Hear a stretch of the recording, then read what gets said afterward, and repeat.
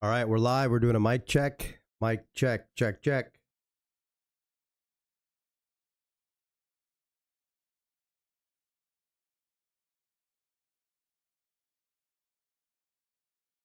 All right, guys, looks like we're live. The mic is working. The camera's working.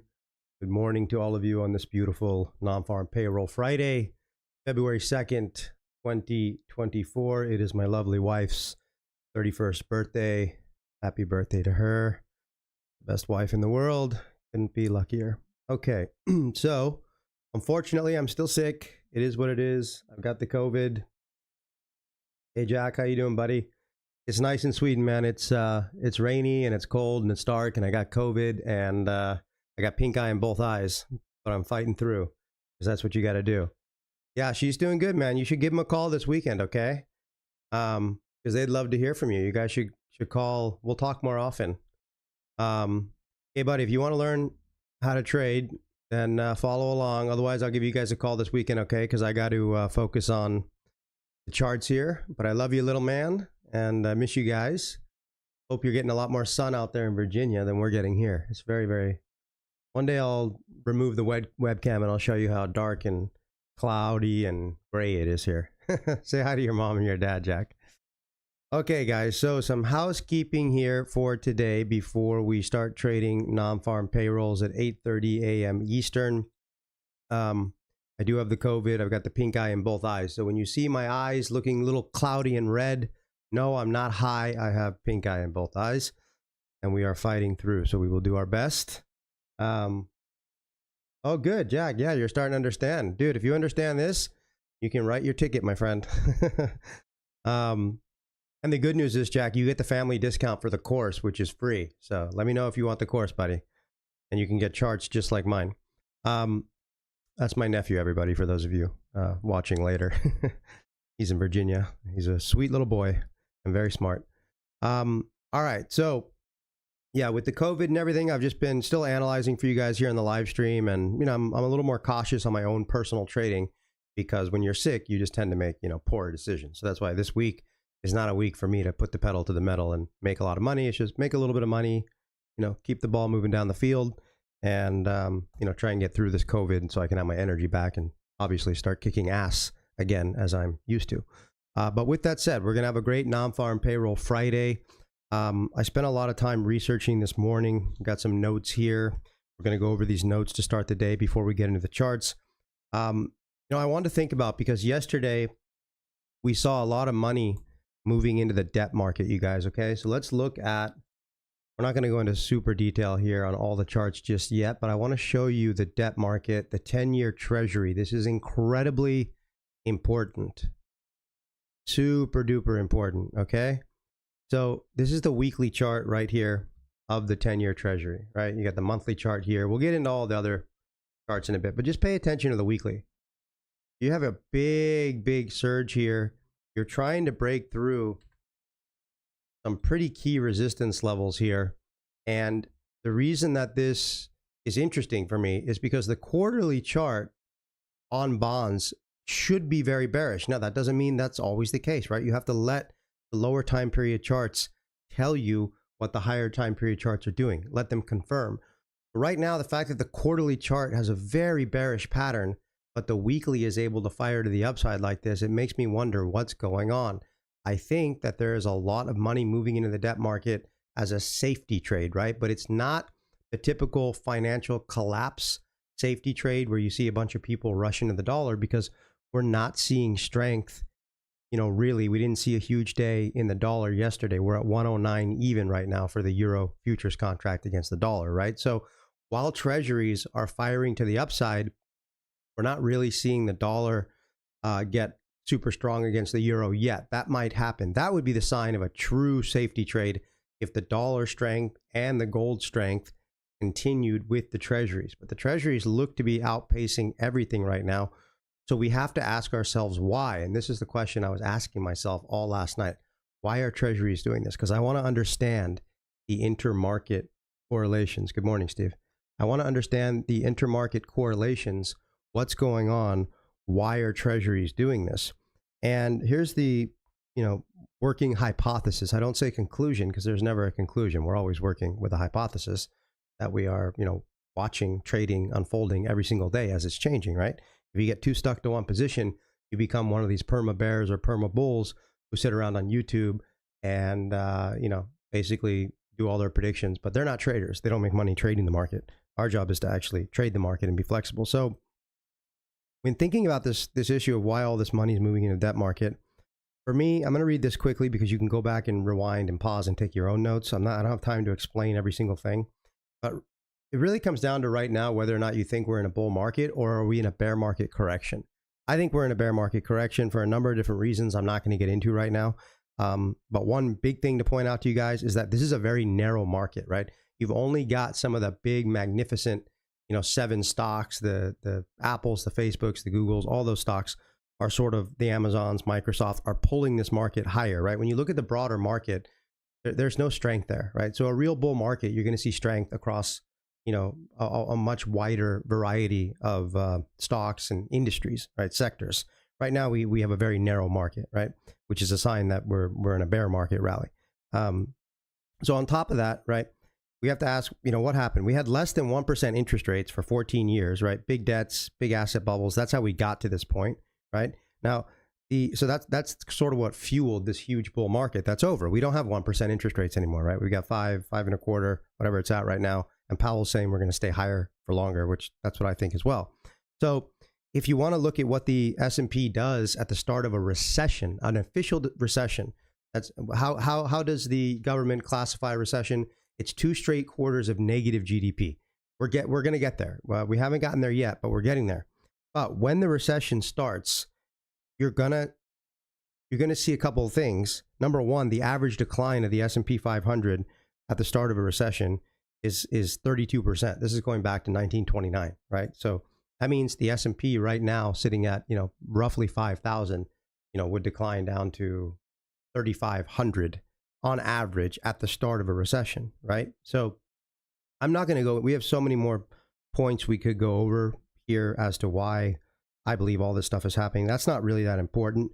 So I'm just going to scroll to the summary of my notes, right? So the summary basically is, why are bonds doing this? When recessions start, money starts to flow from stocks, all the stocks that were high performers and, people are getting dividends and, all this kind of stuff. All that's over now, right? And the smart money knows that. So they start to move from stocks over to bonds, and they want to do it before everybody else.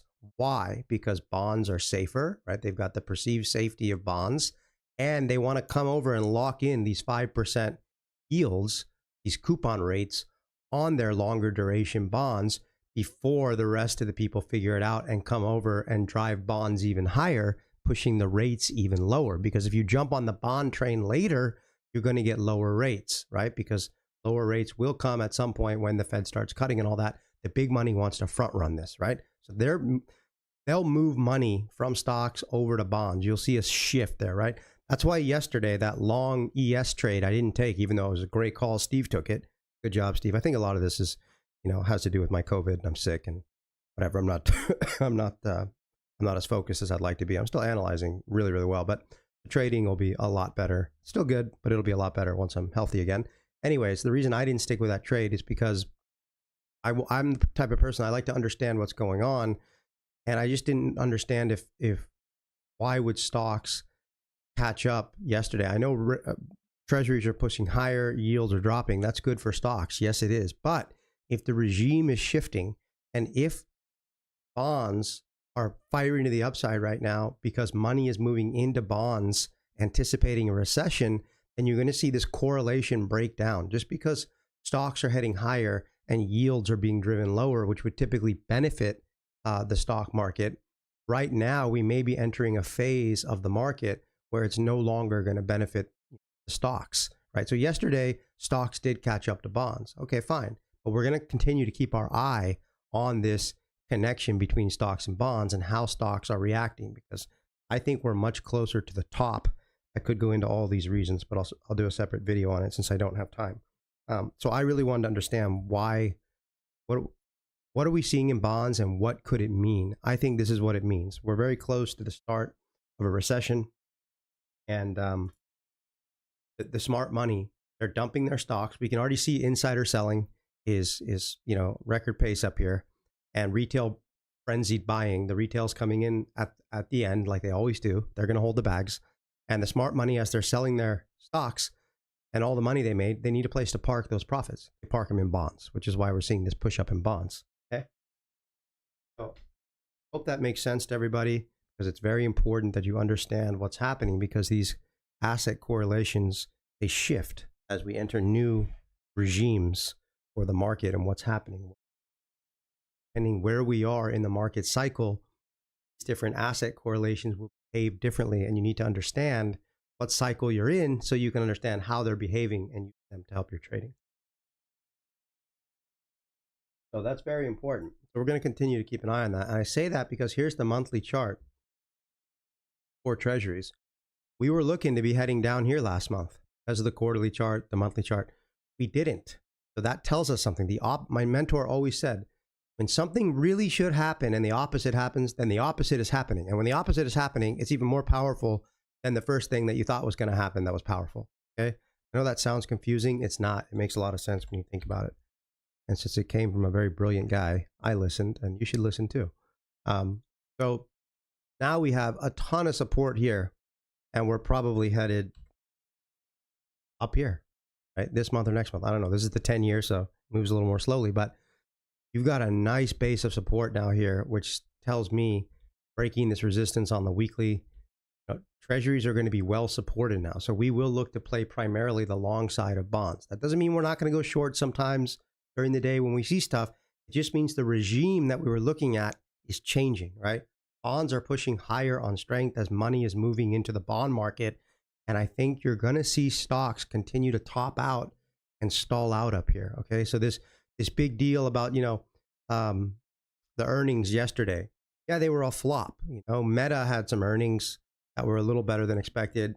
I think Amazon was maybe a little better, not much. Apple was in the tank. We all knows that where Apple goes, the market goes, right? And if you look at the underlying economy, I could go into all these details I wrote down. We don't have the time. The economy is collapsing under the hood, right? So the recession is here. There have been earnings misses. There are going to continue to be earnings misses. And market's already priced in all of this QE. Everybody's like, oh, well, the Fed's going to start, cutting in March or June or whatever. Well, Powell said he's not cutting in March yet. And even if he does cut in March, it doesn't matter. The market's already priced all that in, and we've still yet to feel the effects of all the tightening, right? There's 40% of the companies in the Russell 2000 are unprofitable, and they've got $1.8 trillion of corporate debt rolling over this year, right? They were able to finance that corporate debt at 2.8%, around the time of the pandemic. When they have to refinance that debt, it's going to be at 6% or 7%, 2.5, 3 times higher. Those companies are going to go bankrupt. So the recession is here. Let's not kid ourselves. And it's not like the Fed can just wave a magic wand and, make it all better. No, these market forces are real. This is what's going to happen. And we want to understand this, not because we give a shit about predicting what's going to happen, but because we want to have a hypothesis that's logical, it makes sense, and we can use it to make money. That's the point. Right? We're not a pundit out here opining on national TV. All these jackasses do who don't know their ass from a hole in the ground. I am a little grumpy today, you guys, but in a fun way, because I'm sick and tired and all that good stuff from my COVID. So I will be a little grumpy, but we will poke fun at some of the pundits on TV because it's fun. Okay. So there you have the backdrop. That's why I've been cautious the last couple of weeks. Number one, I've been really sick. I said that. Number two, I can see the market regime is changing. And I know that that's a time to just kind of watch and learn and understand what is going on before we start putting the pedal to the metal again, right? And when the market regime changes and everybody else who made money because they understood the last regime, when they start giving all their profits back because they're in such a hurry to keep making more money, that's when we're like, okay, we went a little slower easing into the next regime, still made plenty of money, still very consistent, right? But now we're just going to keep our consistency going because that's how we roll, right? They're not going to roll like this because, this requires a lot of thought. And I don't see a lot of people out there putting in this kind of thought. I'm sure the hedge fund managers and people like that do, but YouTube traders, not so much. So consider yourself lucky if you found this channel because you're going to be in for a fun ride as we continue to navigate everything very well with Owings market analysis and with our overall understanding of what the hell's going on. And I got some cacao in my coffee today. Hopefully it'll give me that extra little kick that I need to get through the day, and then I can sleep all weekend, and God willing, I will have energy again on Monday. That would be fantastic. All right. So, Steve, does that make sense, my friend? I hope it makes sense. Let me know. Anybody else as well, but we seem to have some... Not everybody wants to talk in the chat. I get that. People just want to watch, learn, and I think that's great. Okay, good. I'm glad that makes sense to you. Jack, you're 11 years old, so if that makes sense to you, then good on you, my friend. Okay, so let's look at... I can't make myself laugh with this COVID cough. Let's look at the ES here. So we had this big move up yesterday. We did. Yep. And I said that coming into the day, right? I said, definitely don't want to go short this market, right? Because we had an exhaust down. I said, the likelihood is we're heading back higher. So, okay, that's okay. Almost picked the low with my long there. Steve got it with my analysis. Good job, Steve. I ended up trading one of the challenge accounts at the close and caught a nice chunk of the move of the NASDAQ. Almost got over the line on one of the challenges. I missed getting filled just before that 100-point move to the upside. I literally missed my entry. My order was at like 3 points below where it spiked down. That's fine. I made $700 anyways. So I got a little piece of that move yesterday. But the key thing, and I want to keep repeating this, it's not about the money you make. It's about the money you don't lose doing stupid things. So yesterday, what did we know? We knew not to get short, right? So that's worth its weight in gold, right? When you can be more or less on the right side of the market using Owings market analysis, the types of trading, the patterns, all these things give us an incredible edge. And first and foremost, the goal is to just not make mistakes and get a bunch of losing trades that you then later have to dig yourself out of. I prefer to be patient and just wait for, the good setups that make sense. And usually we are on the right side of the market, which is awesome. So the question is, where are we going now? I do believe we are topping out. I really do. And we'll see. Guys, if this is totally wrong and there's some magical wand the Fed can wave and they say, maybe they'll say, okay, AI is, all these companies are laying off all these people. We're heading into recession, but this is different because it's AI related. So these jobs aren't coming back. We're going to give everybody a universal basic income of $2,000 a month. They could do that, you guys. And if they do that, obviously inflation's going to go up and the stock market's going to keep going up. Then we'll adjust our view. I'm just working with information at my disposal right now. And first and foremost, I trade the charts. So right now, you can see on ES with that big push up yesterday here, you are breaking some key levels. So you got a lot of support today heading into 49.40. So I'm looking for a lot of support today on the indices. So I will be in favor of the long side more or less. We'll see how NFP comes out, but the charts are telling us that NFP is probably going to come out, maybe the jobs report will come out a lot weaker than expected. The market will cheer that bad news because, hey, the economy's tanking. Look at these jobs numbers. The Fed's going to have to cut in March, right? That's the narrative if that ends up being how the report comes out, which would support the stock market. Do I know that that's going to come out in the report? No, but I'm looking at OMA, which is telling me the most likely scenario for the NFP report, which is a miss and stocks continue to be well supported, okay? Either way, I think based on these charts, it really doesn't matter how the report comes out. I hope the report comes out stronger than expected and it causes this market to spike down here so we can get long on the pushback up here because this market is bullish right now today and we want to trade it every single day. The weekly looks like it wants to go up to 5,000 today. It just really looks like it does. That'll make some great headlines. You got a ton of combination resistance up there on OMA at 5,000. I even think for this month, we may want to, jump up and tag 5,100 by the end of the month. We're going higher before we go lower right now. Why? Because that's what the charts are telling us. But as more and more money keeps moving into bonds, at some point, the wind in the sails of the stocks is going to, not be there anymore. And these things are going to run into some serious resistance, probably around 5,000, 5,100 for the S&P. So that's what we're going to keep an eye on. But again, I'm more concerned with what's going on day by day by day. And I even change what I'm seeing during the day, right? That's how we have our finger on the pulse of the markets. Okay, let's look at the NASDAQ. So S&P bullish today. NASDAQ the same. NASDAQ's a little more bearish, guys, to be honest, here. It's still bullish for today, but overall, I think, do we have a price target for the NASDAQ? I don't have a price target for the NASDAQ right now, but S&P, 5,000 maybe by the end of today and 5,100. Ultimately, we'll see for now. So NASDAQ today, you got to still say bearish, bullish, just like the ES. You got a lot of support here into 17.5. And, really, I don't even know how far it'll pull back. It may just pull back to the true average here. We'll see. So bullish NASDAQ, the Dow and the Russell are going to be the same. The Dow, yeah, bullish Dow, you got a lot of support into 38,600. Makes sense. And look, money might be flowing into bonds because of the war trade, right? And if it's going to be a pure war trade, and that's why money's moving into bonds, and then we're going to keep the party going in stocks because of the wartime production, fine. Maybe they'll both go up a lot further than we think. Doesn't really matter. We just want to understand what we're seeing and trade it as effectively as we can. All right, the Russell.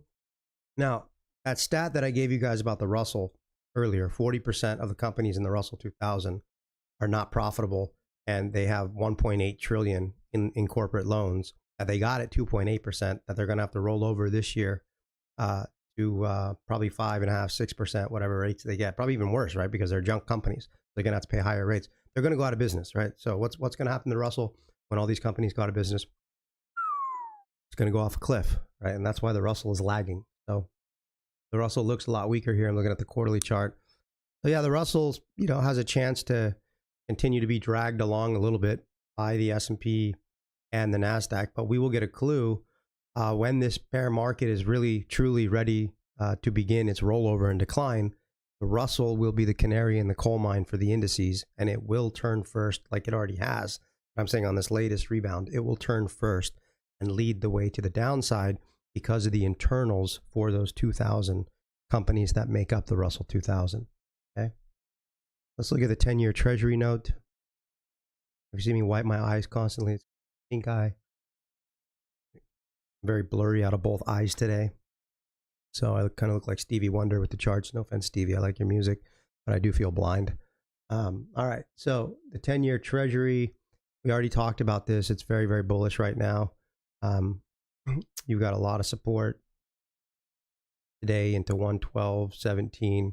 We're trending strongly on the daily chart. So a lot of support. Bonds up, yields down, stocks up, probably dollar down. We'll look at the Euro chart in a moment. By the way, yesterday too, guys, just the advice, follow this.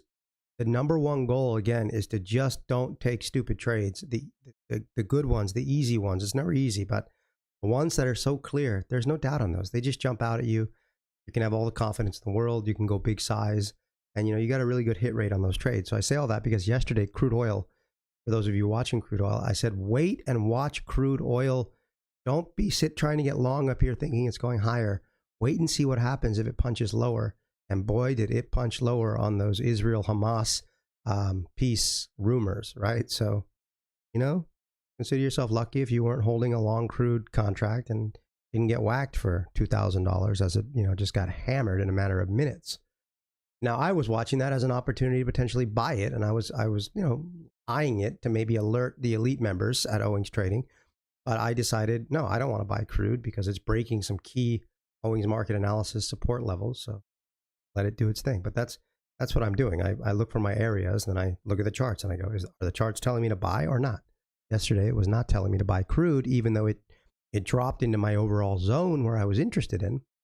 But that's why just being patient and marking out your zones and letting the market come there is step number one. Then once it gets there, you got to make the decision if you like the trade or not. You can do that based on the different things you're seeing that I teach in the course and that I talk about here on the live stream. All right, so looking at the 30-year, it's going to be the same as the 10-year, but you are going to have a lot of difference. You're probably going to see, they're going to move pretty similarly, but you're going to see a little more strength in the longer end of the curve as money moves out of the shorter end of the curve. It's called convexity. You can go and Google it. I don't have time to get into it right now. It's not really relevant to what we're talking about right now, but I say that because the 30-year and the ultra bonds will probably be a little stronger than the 10-year, and we can already see that. So I expect a lot of continued support here on the 30-year. Look at the volume profile, guys. I'm not going into this that much right now, but when you match up the volume profile with key OMA levels and trading plans and so forth, it's quite telling. So using the volume profile here, you're going to have our OMA level with the volume, the low volume rejection area, because when you're trending is when you want to look for these low volume rejection areas, okay? So right now that's coming in at about 123 right there for the 30-year treasury. We expect that to be bullish today. Let's look at the ultra bond. Now the ultra bond, you can see it's the same analysis. I don't have to go into it. Very, very bullish. And guys, if you're interested, and I would encourage you to look at the, these little things like what's the difference between an ultra bond and a 30-year bond, right? Go look it up. It's interesting stuff and probably not going to help your trading, but the more you understand these markets, you'd be surprised. Certain things start to make sense to you that do help you. So all the little details make sense. So here on the ultra bonds, you can see that low volume rejection area coming across here, also lining up nicely with some OMA levels. That's at about the low 130s is where we're going to be looking for nice patterns on the hourly. Let's look at gold. So this is why I believe we are seeing the money move in here. Gold is going to give us a clue here, you guys, okay? Because right now, the resistance levels are still holding on gold for now. If gold starts to drop, and the dollar also is going to give us some keys. But if treasuries keep going up and gold starts to drop, that's also going to be a sign that this is a recession trade we've been talking about, with money leaving stocks and going into bonds, because the rich people who are buying, these hundreds of millions, billions, maybe trillions in bonds, government bonds, they don't move their money into gold. They got a little money in gold, but they have so much money, they want to get a yield on that money, so they move it into long duration bonds. Don't move it into gold, right? So gold will go up if we have a major fear trade, but where gold and silver and all these other assets are really going to shine is probably after they drop as a result of the recession. And then when Powell and the boys turn on the printing press again, we're going to get a major stagflationary period. That's when these will shine. But I don't think it's their time to shine right now. And we'll see, because we get a lot of interesting information depending on what's happening with the correlation between stocks, bonds, the dollar, and also gold. It'll tip us off. So for today with gold, what I find interesting is that you have a lot of resistance here at 2080. The OMA levels are nice up in there at 2080 still. So we'll see. I'm not like going to gung-ho short gold at all, because the yields are dropping and the dollar is weakening. But if the dollar was to get stronger today, let's say that we were to have a stronger than expected non-farm payroll day, news report, that would mean, people think the Fed is going to hold higher for longer. So, everyone, basically the dollar would get strong in that case. And if the dollar got strong, right, then gold could be prepared to take a beating. I'm not saying that's going to happen, but it could. These are the scenarios we need to be ready for. Here's silver. The metals are going to be more affected by the dollar, but still, we want to know what bonds are doing, because there's a certain correlation between bonds and metals as well under certain circumstances. So here's silver. It's still too early to tell. 2320 is the key level for silver. So let's just keep an eye on that level. It's going to be the same as gold. We're going to have to keep an eye on the dollar. I would love for a really strong report to come out and for the dollar to get strong and metals to start tanking. I love shorting metals. It's my favorite play usually. But if that doesn't happen, then we'll just focus on longing stocks. And now I feel I can have a lot more confidence today from the long side on stocks than I had yesterday. Even though I was right, I picked the direction right, I picked the levels right. Steve made money on it. Way to go, Steve. I made money on it heading into the close, which was great. But now I understand what's going on. So even if it's a weak NFP number and everything's going to push higher on the back of that risk on sentiment, because bad news is good news for the market. And I have more confidence buying stocks today. Also because that's what the charts are saying. All right, let's look at copper. We're not trading the 8 a.m. hourly close if you haven't figured that out yet, because nothing's going to happen as we're waiting for non-farm payrolls. All right, so copper, you've got a very bearish monthly pattern here. Weak. So this is the thing. Copper, copper and maybe platinum, we'll look at in a second. They could be forecasting that gold and silver may want to join them to the downside. We're gonna have to wait and see. Copper looks weak. Platinum looks stronger. So we got a little bit of a mixed bag here on metals. We'll continue to monitor those during the day, but no, right now the clearest thing I can see on the scoreboard, the lowest hanging fruit, because that's what we're interesting today. And we'll see what happens with NFP, long bonds, long stocks. The rest we'll just keep an eye on and develop throughout the day. Here's crude oil, guys, just getting smashed on these peace negotiations. So if this thing continues to drop, then we're going to have to look to short, because there's going to be a lot of people off sides. Keep an eye on crude, gas.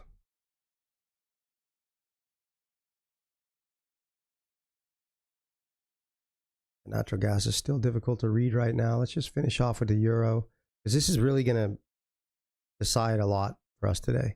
What does the dollar do?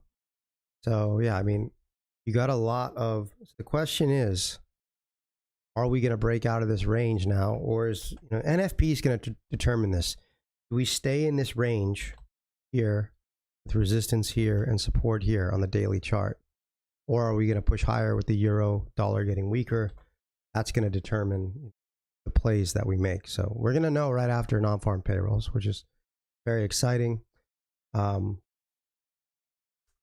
we'll look for that. Let's go ahead and look at Bitcoin and then Ethereum, and then we'll just take a quick pause so I can rest, get some more coffee, and get ready for non-farm payrolls, because we will probably trade the 10-year treasury, guys. I know my voice is cracking. It's because I feel very weak right now with COVID. So we'll probably trade the 10-year treasury into the non-farm payroll announcement by setting our typical orders. Since we're in favor of the long side, we'll see if we can, pick off a spike to the downside that reverses quickly back up. I almost got that yesterday. I think it was yesterday on ultra bonds. I missed it by like 4 ticks or something, and that would have been a nice $1,000 winner. So that's okay. Those are the ones. As long as you keep putting yourself in good positions, they're going to hit. You make money while managing your risk, which is the most important thing. So Bitcoin, it's even though the chart structure is bearish, if stocks are going to push higher, then Bitcoin may push higher as well, right? So let's just keep an eye. I mean, we already looked at the monthly volume profile. There's a big tail here. The price action and everything else suggests it should go lower, but if it starts to go higher, just like bonds are going higher when they could have very easily gone lower, the opposite is happening. And that's very powerful information, and we'll take advantage of that. So for today, do we have any clear patterns? I mean, you got a lot of support now, 43,200 on that strong close yesterday. We'll keep an eye on the cryptos, because we want to trade them more often. And guys, when I get my full health back, we're going to be firing through these markets, and I'm going to have about 1,000 times more energy. I'm going to be willing to. I'm going to get more aggressive on stream, putting on more trades. I'm just so tired right now. I can hardly keep my eyes open, let alone like sit here and think about the risk management on a trade. And I know myself, if I'm going to put myself at risk managing trades, it's better just to analyze for you guys. And I like, I want to keep myself up to speed on what's happening, so that when I come back with full strength, I haven't been away from the market for 2 weeks. That's why I'm doing this. I want to be here for you guys, but selfishly, I got to do this for myself anyways, because I don't want to lose my pulse of the market, right? So, but that doesn't mean I'm going to be trading it aggressively when I feel like I got one foot in the grave. It's very weird, because I'm an athlete, I'm healthy, and yeah, I haven't had the COVID since the first time you know? And back then it was way worse. This one's just annoying. Like, it's just making you tired and pink eye. It's like, you just want to tell the COVID to just fuck off already. Oh my God. I told you guys, I'm going to be grumpy. You're going to have to put up with it. All right. So here's Ethereum. Yeah, it's going to be the same as Bitcoin. Keep an eye on these. Probably going to have some decent longs, but we're probably going to have enough to deal with longing the stock market, longing the bond market. Keep an eye on the dollar for the metals, and for crude oil. If it continues to drop on these peace rumors, we could look to short. We'll keep an eye on that. So that's what we're looking for today with non-farm payrolls. I hope that makes sense. Now I need to take a break. We'll get some coffee, rest my voice. Let's just take a few minutes here and get ready. I'll turn the charts over to the hourly charts. Remember, we got the hourly chart here to the right and the 4-hour here to the left. The way here, these accounts, you know, those of you following us, I'm just slowly understanding how to do these challenge things. This is the first week I've had these accounts. Obviously, I'm not trading much because I have COVID and I feel like dog shit, but one of the accounts is up $1,800. The other one that I scalped yesterday is up $800. The rest are a little above even, break even basically. So anyways, I'm still thinking about the right strategy. Do you go big on one account, on one trade? Still think that's the right answer. Or do you trade them all together? Like today, I'm just going to trade them all together on normal size. Anyways, this is a kind of a fun project for me to see how to exploit prop firms with OMA, because my strategies work great. So that's, but applying them to prop firms with their trailing draws and all that kind of stuff is kind of fun. If we can get like a 40K payout off these 10 accounts, if we can get them over the line, we'll see. All right, guys, I got to go get a coffee break, so I'll just pause webcam, and I'll be back in 5-10 minutes, something like that. So just hang out. I'll put, I guess I'll leave NQ up for you guys here.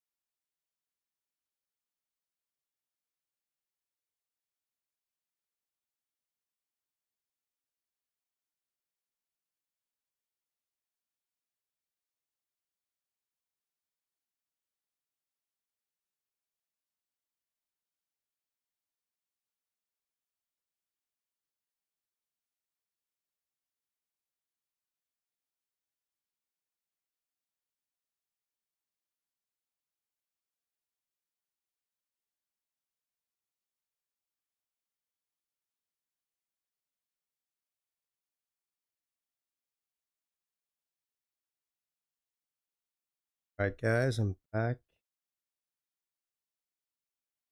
Be here. It just sucks. You really appreciate your health when it goes away. Let's see.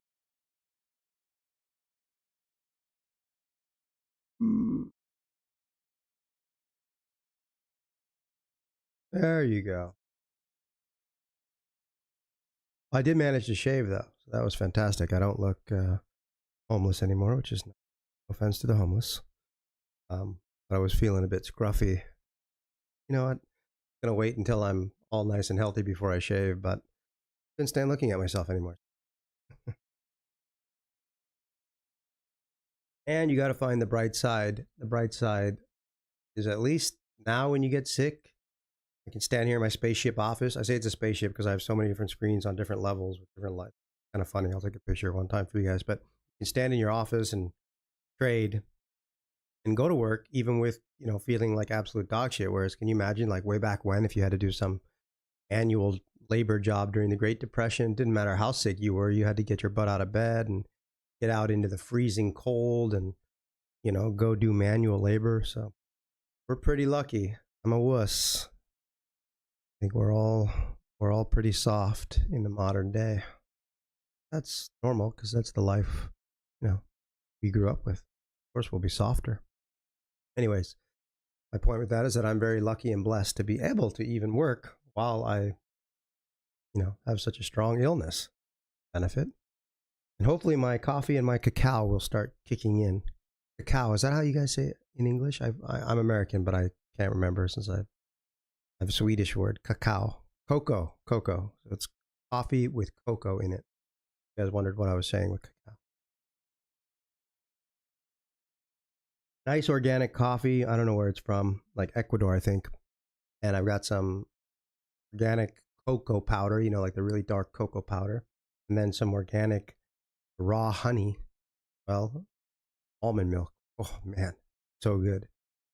And hopefully that cacao, because that'll kind of give you a kick. But right now it feels I'm at this like just exhaustion stage with the COVID. Like, I mean, I could drink like the strongest coffee ever and I'm still just like about to fall asleep, but maybe this will kick in.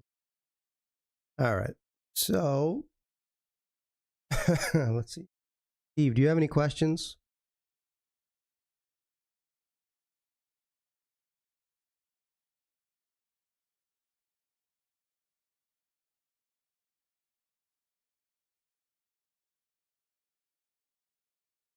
NQ.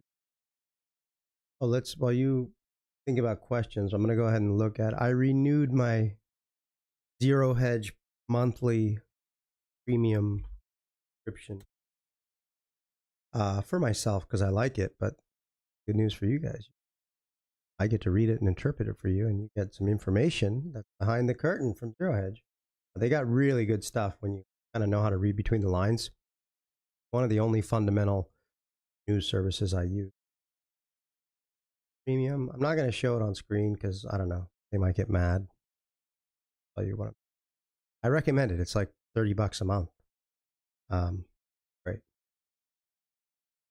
So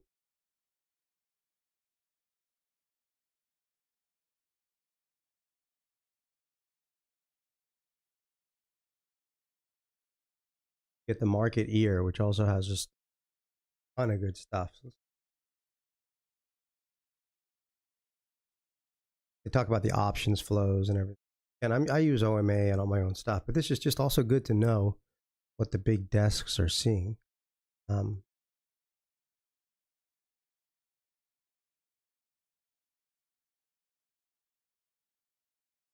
the most notable options flows that they're seeing today is that people are selling puts. So they think big money is selling puts, thinking the market's going to keep going up. I would agree with that assessment. For now, so full year EPS expectations. Exactly. This is exactly, I don't think they'll mind if I show you guys. This is exactly what I was talking about. See, guys, I didn't even see this before we were talking about this, but see the Russell 2000 net income? Imagine how much lower that Russell 2000 net income is going to go when all those companies have to refinance 1.8 trillion at 2.5 times the rate of interest, when they're already, 40% of them are not profitable and broke. I mean, that net income is going to collapse. I don't think the market ear is going to mind that I share that with you guys.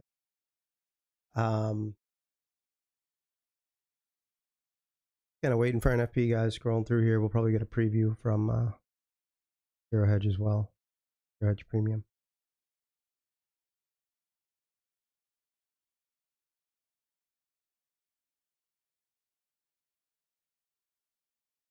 Oh, here. It says, without the Magnificent Seven. Guys, the synchronicity is nuts. I was just talking about this in pre-market monologue, kind of telling you guys the notes I was saying from my research last night. And here, and I hadn't read the market ear. Without the Magnificent Seven, basically those big 7 stocks in the NASDAQ, you know who they are. US and global equities earnings per share would be flat to down over the last 2 years without the Magnificent Seven. This is why I think we're in a bear market bounce, because it's so narrow, not a broad market bounce. But even, and then you look at the Magnificent Seven, and like Apple's earnings yesterday, not great. So if they're the lifeboat for the market and they're starting to show cracks in their lifeboat, it's not going to be good for the market, right? But I think we need one lot. People are retail, guys, people don't do research, right? They really don't. They just like, oh, well, my broker said, so they need the headlines. They got to jack these markets up higher, get everybody going nuts, and then it'll come crashing down. But I think we're going to go a little higher first. And on the way down, we're going to make so much money. I make way more money when markets are crashing than I do when they're melting up. I do fine when they're melting up. I for some reason, the short side, I love to hammer. I just feel like maybe it's because I'm a contrarian by nature. I just feel much more at home when I'm participating on shorting the market aggressively and everybody else can't really figure out why it's going down. I love that scenario. So we will get there. Probably, I'm guessing by about after the first quarter, maybe, I think is when things are going to resume to the downside big time. And in the meantime, we'll continue to trade the market and make money and have fun. Looking for some more interesting stuff here. They give us the NASDAQ levels to watch. How about I watch my Owings market analysis levels? What? Care about it. Okay. Stuff there. Now let's see. Sometimes they'll have like a last minute. I already read the jobs preview.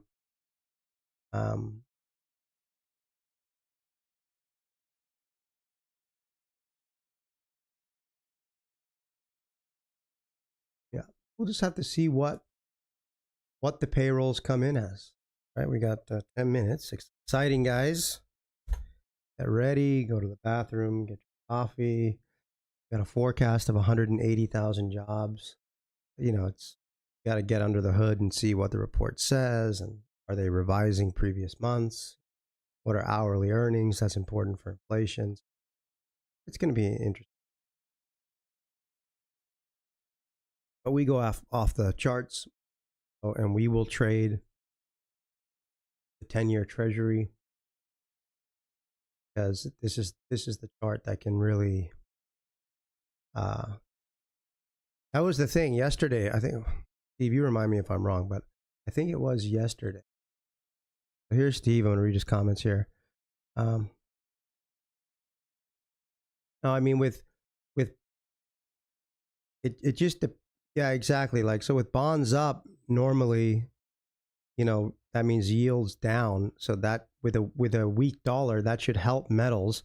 And yesterday it did help gold and silver, but it didn't help copper as much, which tells me that the reason money is going into bonds now is because the recession trade has started now.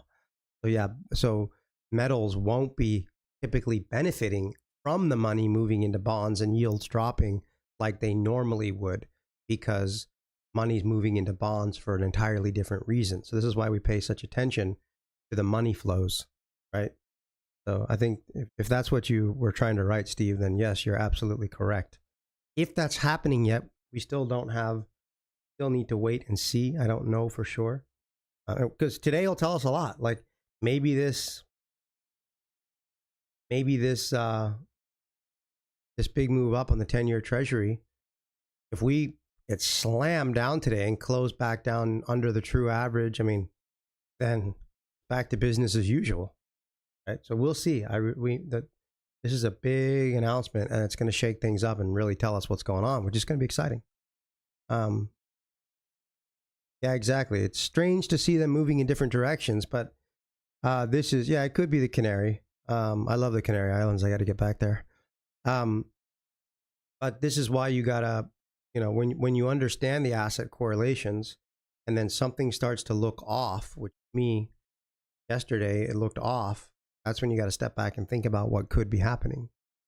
That's fantastic, and you don't need to understand the asset correlations to trade OMA. You can make a lot of money without them. I'm just a super risk averse trader, so I prefer to just stack as many odds in my favor as possible. So by understanding how the market works, you can just make even more money. And I don't really look at like profits as a measure of how successful you are.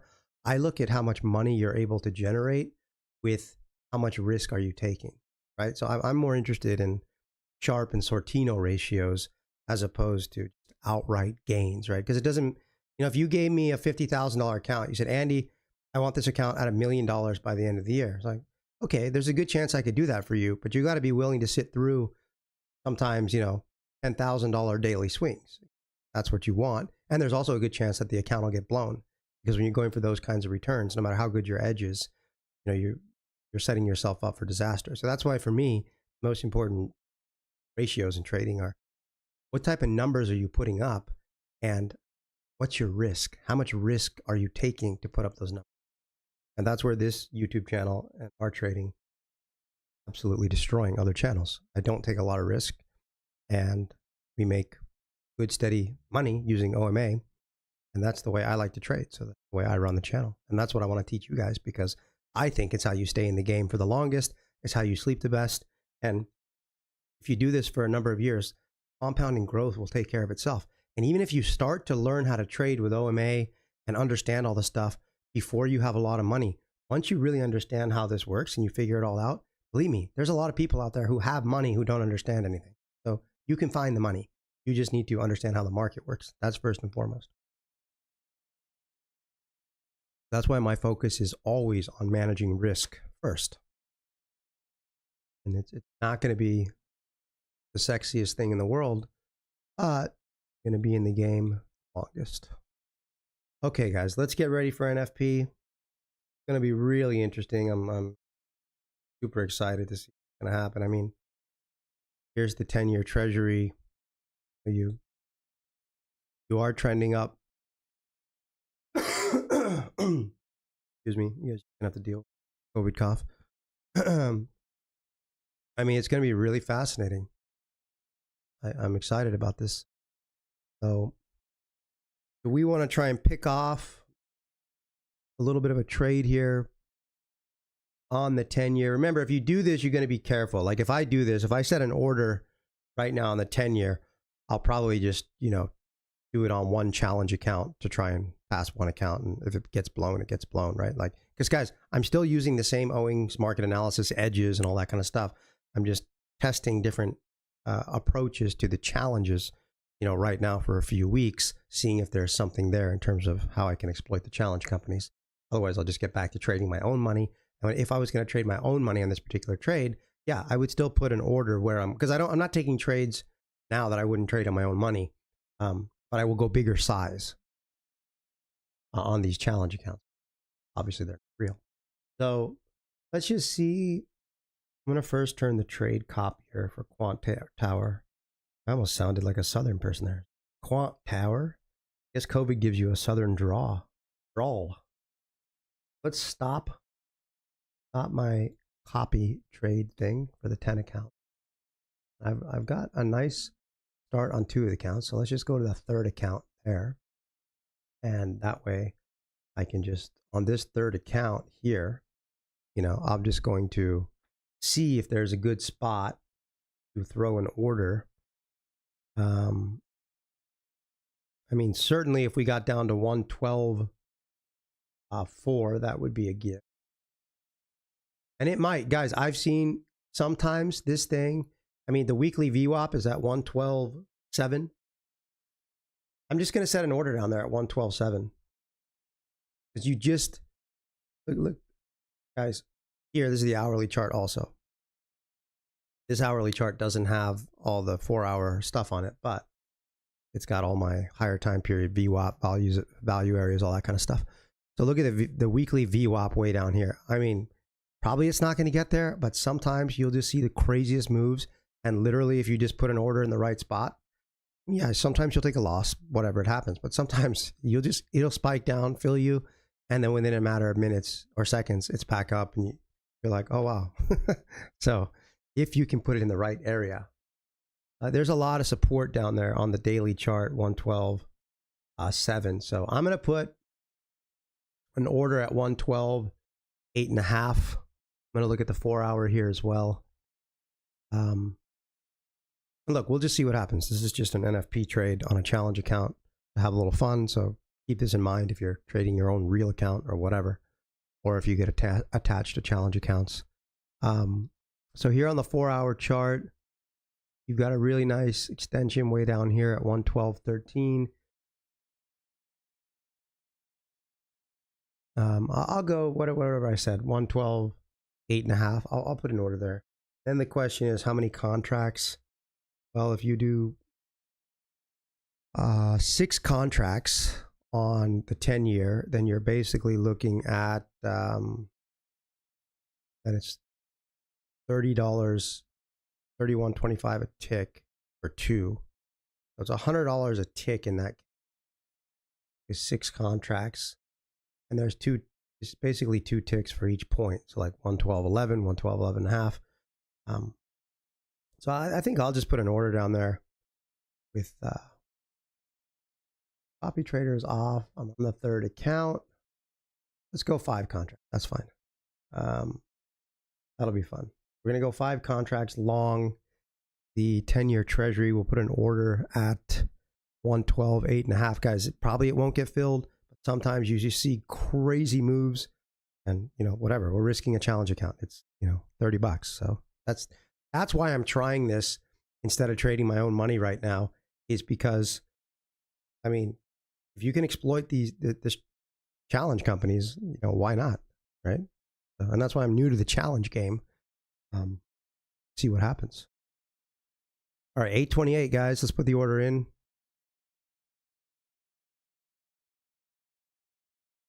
We're in 112.8.5.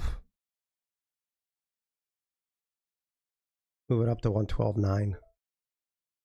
Because it may, we're asking it to go a long way. I mean, even, I'm going to check something here. My order's in, so it's in there. Yeah. The low from yesterday is 10. So I think 9 is fine. It's in. We'll see, guys. All right. Pray for surf. Pink guy rolling with the COVID and the non-farm payroll. But we're here and we're crushing. All right. 829, guys. Don't do anything I wouldn't do. We got 15 seconds until the party starts. Either going to be a big punch in the face or we're going to be happy. We're going to find out here in about 5, 4, 3, 2, 1. Blast off. We're filled. Needs to suck up.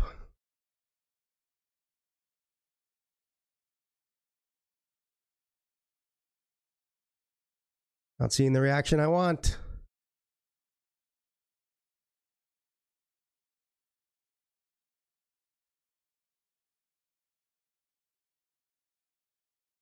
Let's see.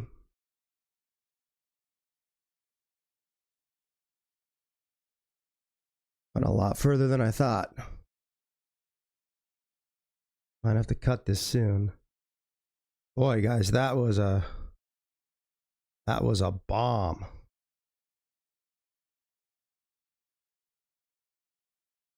I'm gonna hang on just a little bit because this is the challenge, guys. All right, I'm gonna cut it there. Okay, this is a game changer here.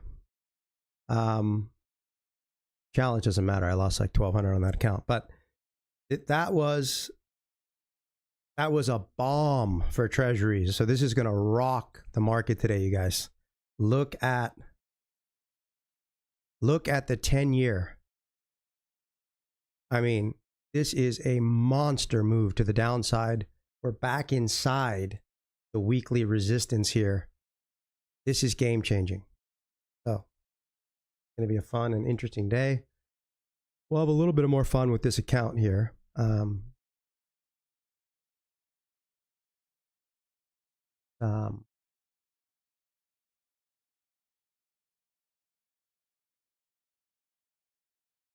I'll buy 5 more. I'm already down like whatever down on this account. So let's see what happens here if we can get a little bit of a reaction back up here. Don't do this at home, just for challenge purposes. Keeping an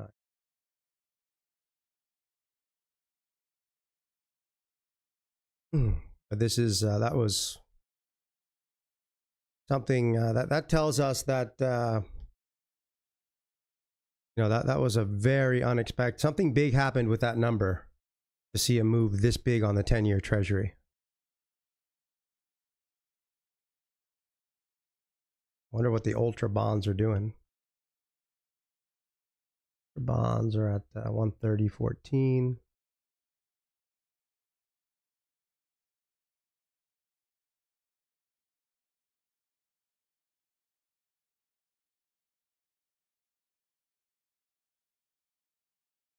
There's just no support here, guys, on treasuries. This is let's check the announcement. Not bad. I'm down 1,700 on that challenge account, but that's a risky take. That's why I used one of the accounts. I didn't use the accounts with the cushions. Okay, and we still got 800 left, so I'll probably trade myself out of that.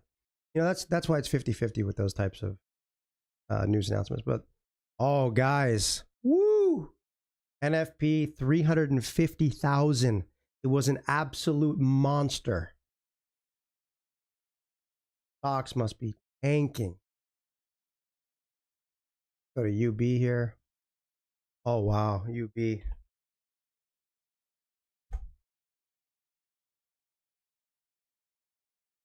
That was a monster.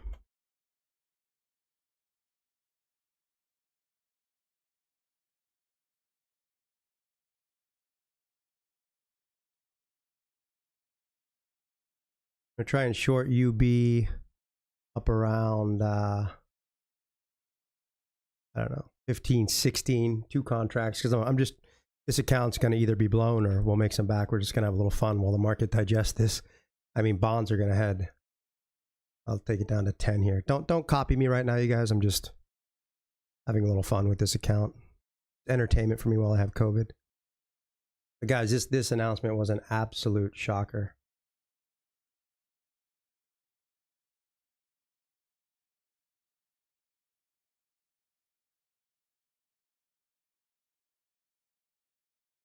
I think I'm just gonna have to layer in here. One there. We bounce low. I think the ultra bonds are probably headed back down to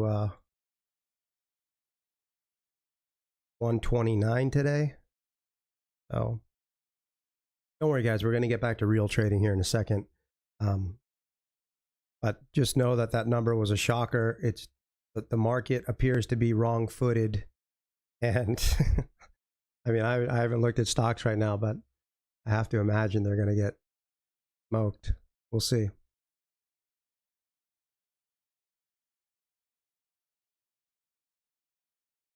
I don't have much draw in this account, so I'm just trying to, you know, throw a Hail Mary and see what happens.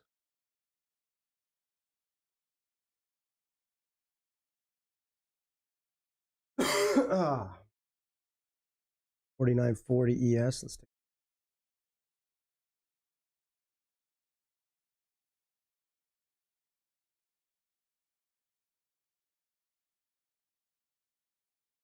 All right, let's check you out, guys. Yeah. Well, I think it's pretty safe to short stocks and bonds today, you guys. I'm just gonna try and layer into this position here. I'm like I said, this challenge account, I'm just gonna see if I can do anything fun with it just for the next 30 minutes, and then I'll get back to trading the accounts for real. I'm sick, guys, so it's good entertainment. You got to bear with me.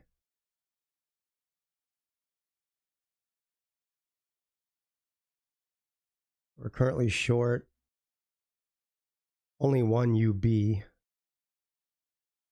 and it's just tanking.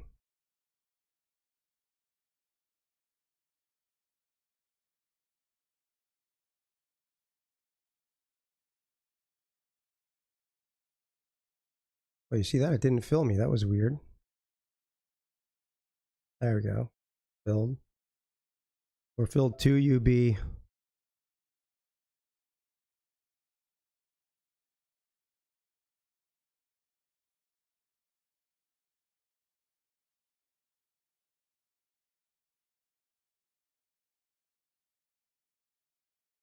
Filled 3 UB.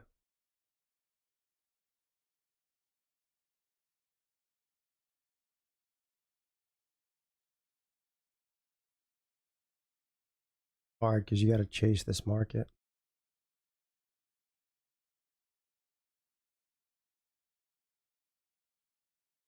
I would wait for pullbacks if I were you guys. I'm just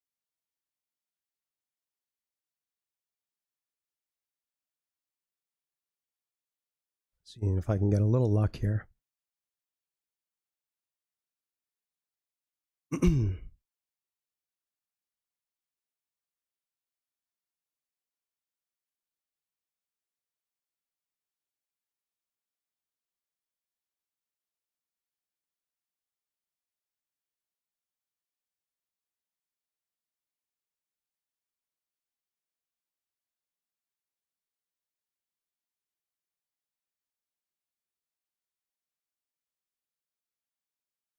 All right, I'm going to try and short more. So I got a little bit back from that first loss. Go ahead and see. Steve, how you doing? But guys, this is just a massive game changer. I'm just having fun trying to work my way out of this one challenge account, see if we can't pass it or light it on fire and throw it to the challenge gods. It'll be my first. Well, I've tested some challenges in the past. So I think I'm like, in the long run, 2 for 4. So not a bad hit rate. But these challenges, guys, you trade them differently. I'm probably going to pass. My goal is the 10 I have right now is, you know, on a few of them, be aggressive on some new strategies. A few of them, just trade the way I would trade cash. Those will get over the line. And then a few more, maybe something in between. I'm just kind of experimenting with it right now. So I think this is just an absolute game changer. Let's go ahead and have a little fun. Bring out the 15-minute chart. Got the cavalry. Wow. Exciting times.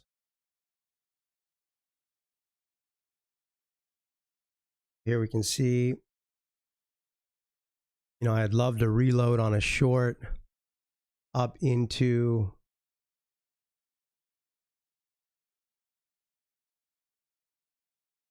just the question is, how much is it going to pull back? I really don't think much. I think anything, maybe up here into 03, 04 if we get that much of a pullback. I'll set 2 to short up there. And this is not to be copied right now, you guys. NFP, one challenge account, entertaining myself. We will get back to regularly scheduled programming when the stock market opens. Now I'm just going to see what we can do with this. I think I think the whole market is just going to be way, way, way offsides today from that NFP print. Wow. Exciting.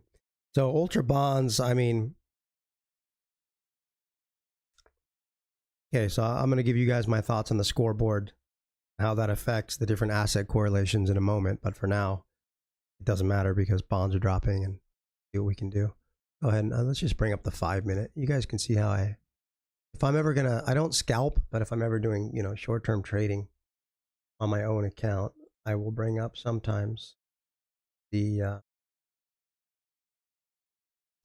5 minute and the 15 minute. Might as well do it for you guys. Let's call it Having Fun Fridays. Hey, if the other channels get to have fun, then we got to have some fun too. And look, we even got something pretty cool here. Let's do this.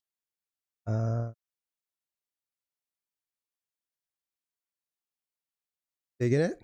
I'm digging it. Oh man, we're having a blast. All right.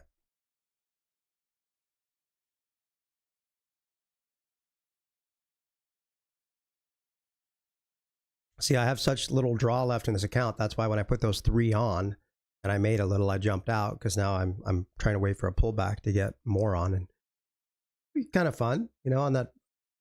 Let's see that this account that we have. I'll show it to you guys. This is the account we're kind of having fun with, right? So this account's up 1,800. This account's up 800. You know, these are all just right around break even because we just started this experiment. So this is the one right now that we're down 1,300. So, you know, that's not bad. We were down like 1,800 or something. So now we're down 13. Let's see if we can run this account from minus 13 up to positive 3,000 and pass the challenge on this account today and just have a little fun. The odds are probably, I don't know, 20% that I do that, but still pretty fun because we got the direction. Now the question is with this draw, right? So I'm new to the challenge world, guys. You got to forgive me. So I got 1,200 in draw left basically on this account. You know, on the ultra bonds, it's 31.25 a tick. So if I went 3 contracts, that's 100 a tick. That only gives me 12 ticks of room in this market. That's a little dangerous. So I'll do 2 contracts. So the 5 minute, guys, I'll show you how I use OMA when I'm getting down into the lower time period charts here. The 5 minute chart, we're probably most certainly heading down to below 129, which is, you have the monthly VWAP from last month, January, down there at 128.24. I'm guessing we're headed back down there. Question is, can we get just a little bit of a bounce here? We got 2 minutes until these both close.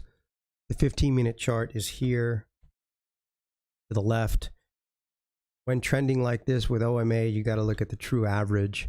It's probably not going to get much higher than 130 on any kind of a bounce, which on the 5 minute chart here is going to be, you know, up near the middle of the moving average envelope. Some in here, there's going to be a lot of resistance right up in here at like 130 and change, which is why I'm trying to get short right now at 130.04 and just see if we can get a little pop up there and get short. Let's see. Yeah, ES can try all it wants to pull back, Steve, but with what bonds are doing right now, rates are skyrocketing. This non-farm payroll print was strong. Oh my God, the economy's strong. The Fed's going to hold much higher, much longer. Guys, this was about, I mean, I got to look into the underlying internals of this number, but it looks like it was about as shocking as it could be. There are a lot of people off sides. All right, so now we'd want to try and get short. Yeah, right up in here around 3 maybe. True average there.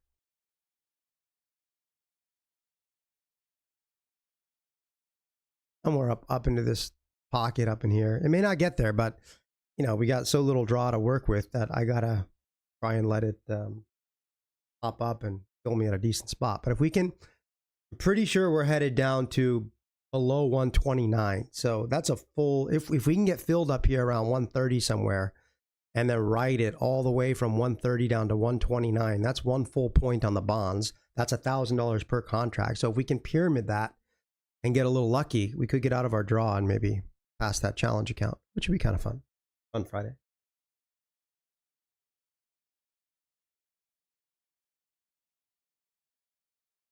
So you guys have the full disclaimer that today is fun, non-farm, payroll, COVID, pink eye Friday. We're having fun with this challenge account. We're still analyzing, having a good time.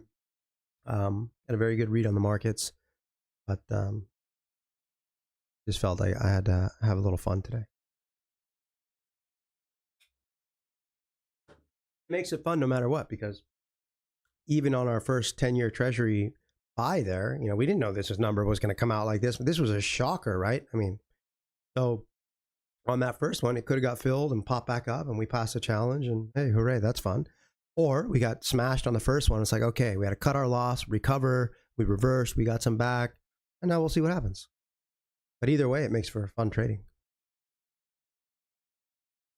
So now we picked our resistance level up here that we're interested in, and we'll see if the market can come back down, come back up there and fill us. Just give me one sec.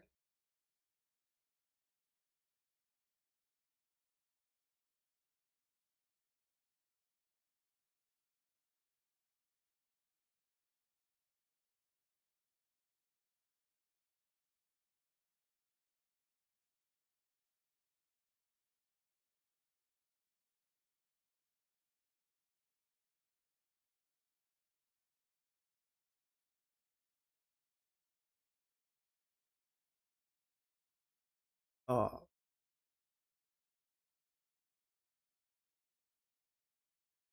All right. Go and get some.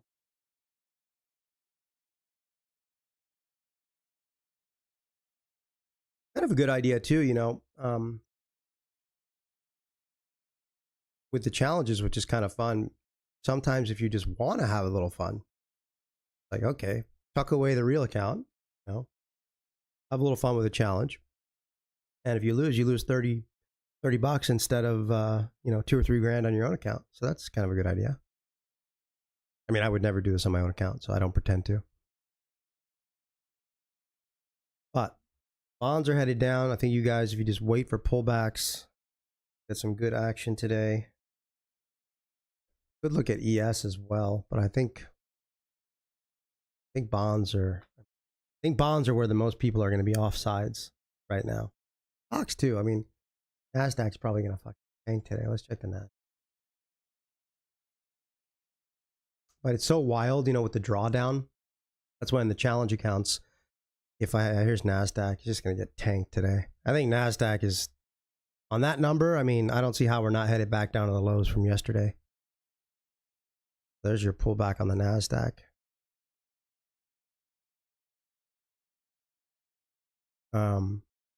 Bonds are running away without us. Let's see on the bonds for the challenge account, guys, just a word to the wise. Usually it doesn't move against you in quite the same way. So for the trailing draw aspect, let's see, bonds have already moved a lot. Let's go to NQ if you guys really want to have fun.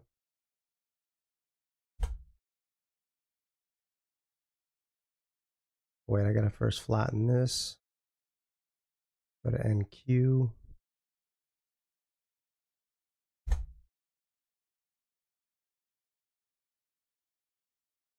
All right.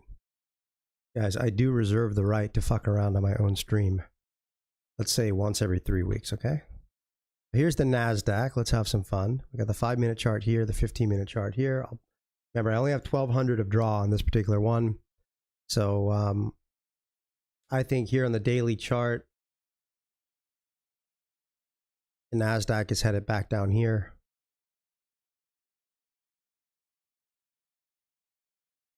And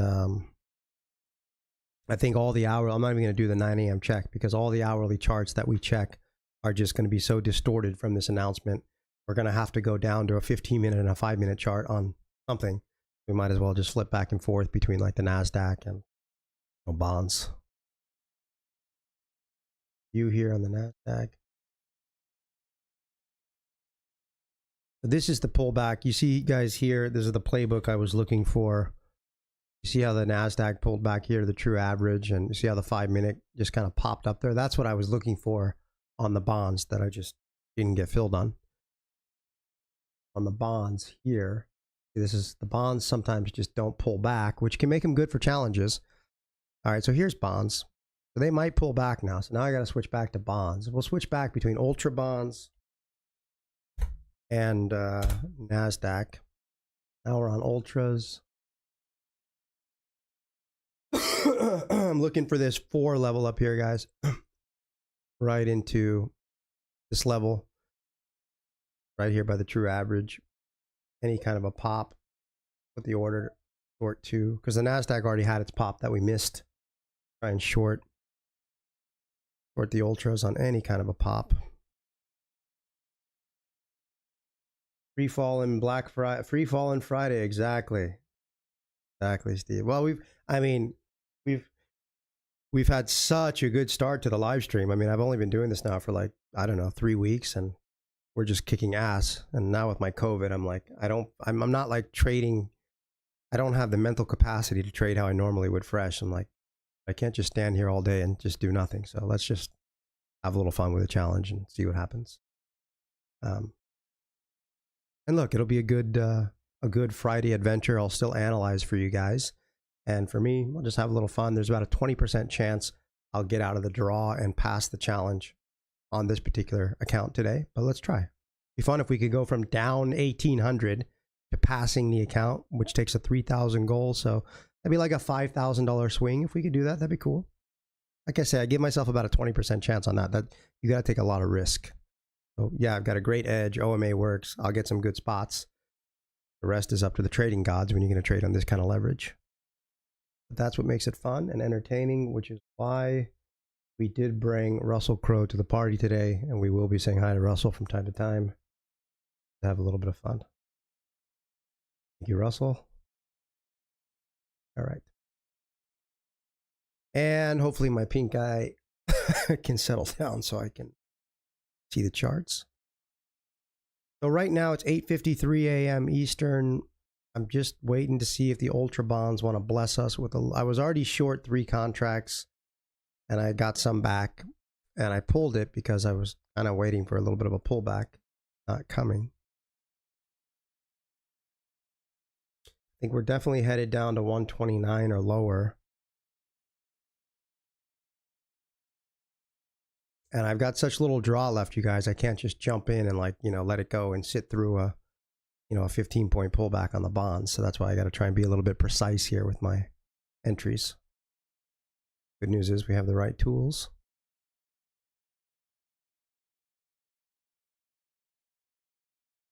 Let's see where this closes here.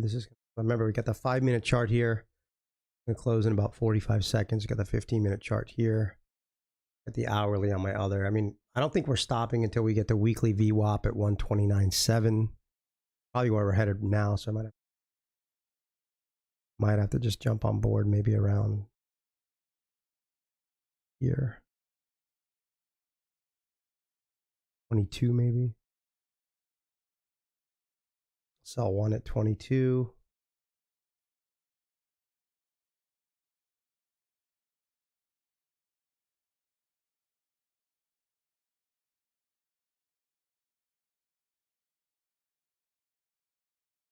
Best to keep my eyes open. That's going to close here in 3 seconds.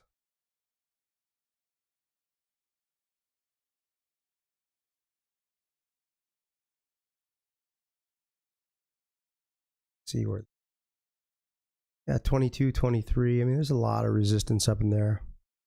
Yeah, I mean, the thing is, we're a long way from the true average here on the 15-minute chart, but I don't think we're going back there.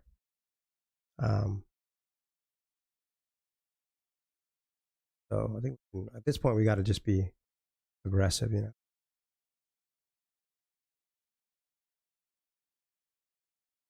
try and short 4 at 129.21. If we're unlucky, it'll blow out the account if it goes through us too far. But if we're lucky and it fills us and drops to the weekly true average at 7, you know, we could claw a little back.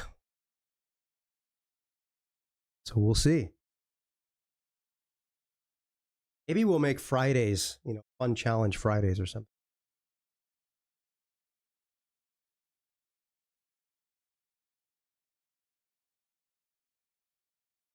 Next time I'll do a 300K one just so I have more room to be aggressive. This is a good learning experience. All right, so you've got the point of control on the hourly at 129.24, which is, we got some nice OMA levels up here. Just trying to get any kind of a fill up there, but so far the market not pulling back at all, so we might move it to 20, 19 or 20. I'm just trying to catch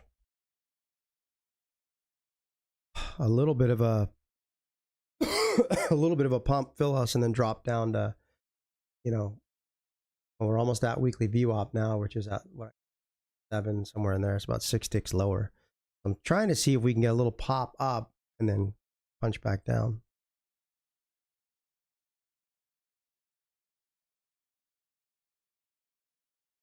Steve shorted ES 49.43. Nice, my friend.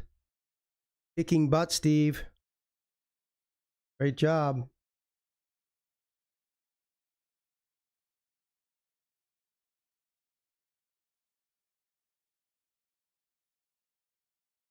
Yeah, bonds are a little harder to get into because once the train has left the station, I guess I could have held my first 3 contracts here, but when you're down that much on the draw, you got to take pieces and, you know, get a little back. Anyways, this is a little bit of a different trading with the challenge, but it's kind of fun. If you guys want to make money today on your own accounts for educational purposes only, but you can definitely just wait to short bonds, short stocks. That number was a shocker. We are headed south for the winter, and it's going to be a fun day regardless.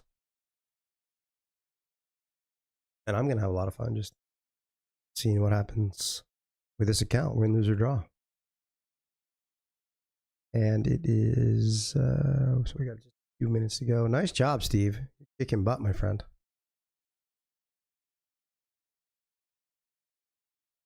It's trying to get up there, guys. Yeah, we're going to try and short 4. Remember, I only have 1,200 in draw, so like, you know, shorting 4 at 19. If it goes against me by like 8 ticks, it'll blow that account, but that's fine. Then we can get back to business as usual. So yeah, so you used the trend strategy with OMA to get in on the ES at 40, 49.43. Nice job, Steve. Fantastic. When I see students trading better than me, it warms my heart. It really does. It's like, that's the fun. That's the thing. Like, OMA is so good. I would expect that, you know, right now we got about 5 students. So I don't know, once I have, you know, 20, 30 students, because I work with everybody individually to try and make you the best trader as you possibly can be, for sure there's going to be people who are better traders than me. Absolutely. I'm a good trader, but like, there are some people who will just be exceptional traders. The key is, well, what is the edge that you have? Our edge is awesome. All right, let's get a little bit of a pop here. Ryan. I like our order there at 19.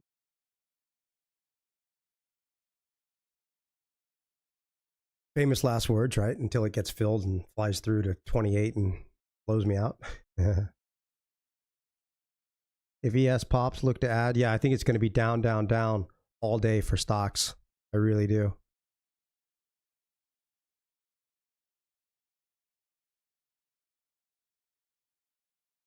I'm going to try and get short here.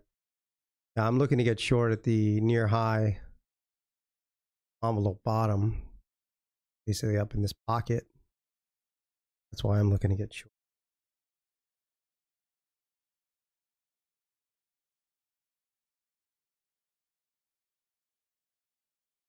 Well, there was the 9 a.m. close. Yeah, I don't think we're going to get back to the hourly true average, just like we didn't get back to the 15-minute true average, but we'll see. I got to take a shot here at this 129.19 level. What happens. I hope it fills me.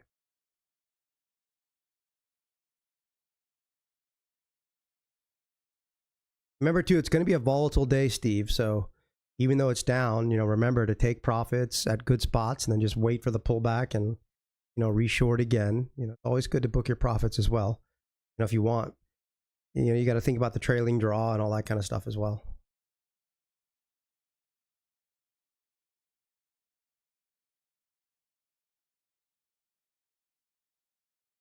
I like the quant tower so far. It seems pretty good.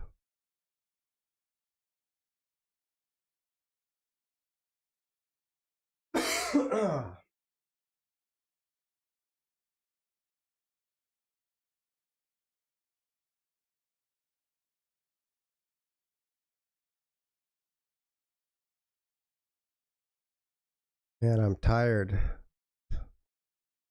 We will drink more coffee and just see what happens.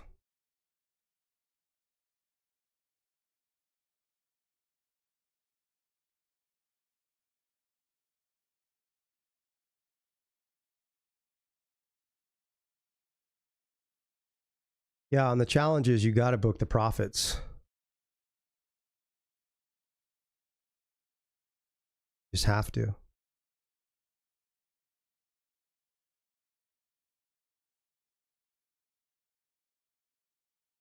All right, I'm just going to blow my nose, guys, but my order's in. I'm trying to get short. We'll see what.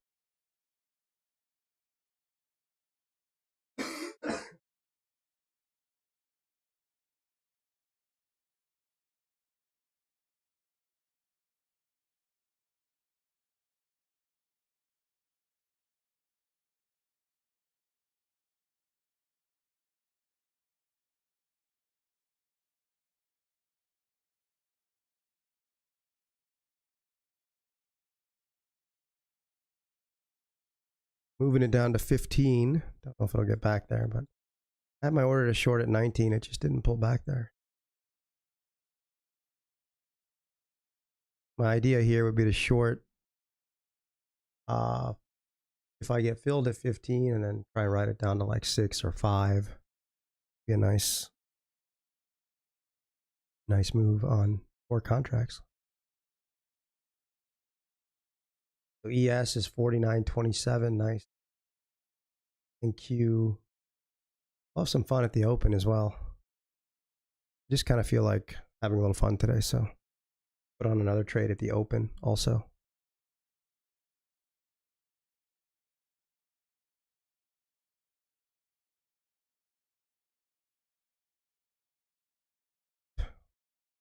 Raise this.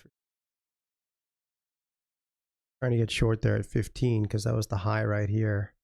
First I had it at 19. It just couldn't get up there.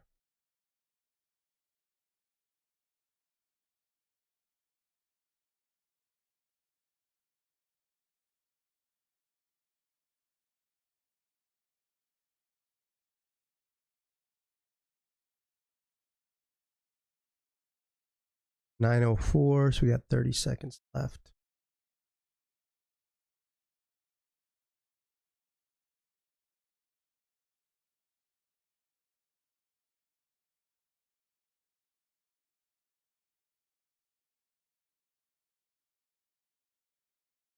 All right, we're gonna get filled. Get that. A lot of okay, we're filled. See, it might be too early, at this stage with this little draw, and you got to go a lot of contracts to try and get anything decent. So let's see.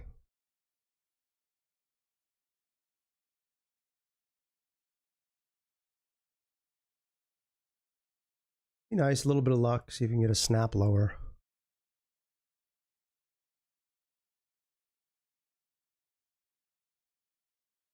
I mean, on the daily chart, it looks like daily wise, we should be heading down below 129. But, are we going to do that right now? I don't know. By the end of the day, I think we will. Just depends if we get a little lucky or not. Dropping so far, guys. If we can keep dropping on 4 contracts, we'll be all right.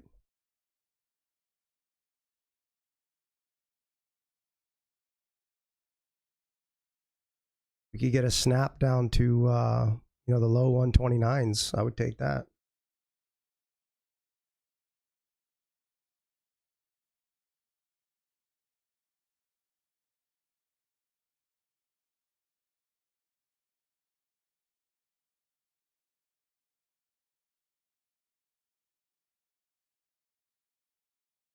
Ryan?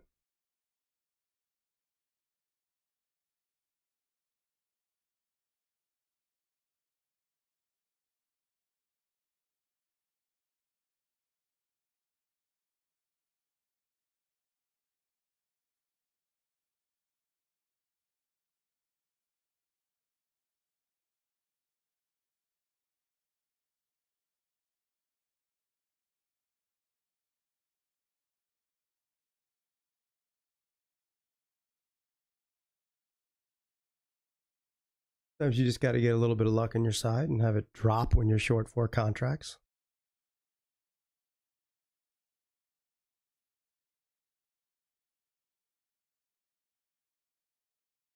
It's 9:06.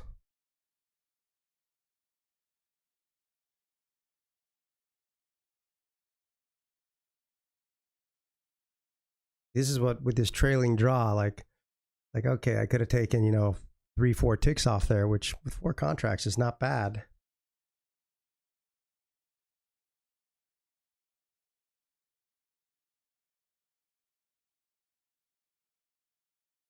Yeah, you got the open coming up too, Steve. Be aware of that.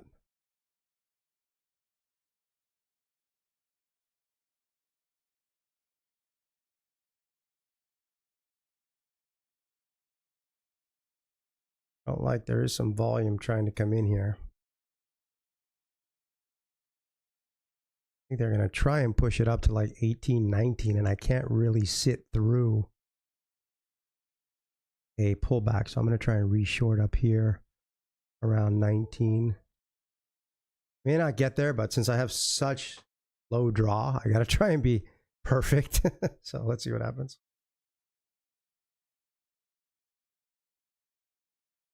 So I'm trying to get short at 19. If it drops from here, I'll miss it, but I got to try and time it for perfection. Got a lot of 15-minute resistance up there.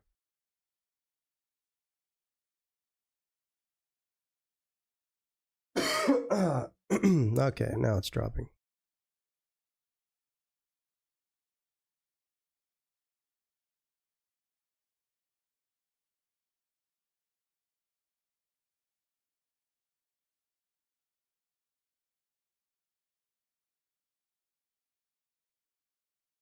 $9.08.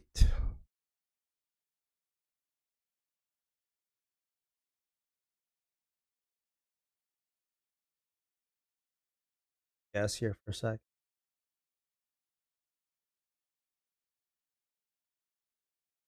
Hey guys, this COVID and pink eye bullshit couldn't have come at a worse time. Like right when I started streaming and everything. But we're off to a great start, so it's fine. But I just can't wait to not have to deal with this bullshit anymore. It's really, at the beginning I'm like, okay, it's cool, it'll pass, and now it's just pissing me off, like, big time.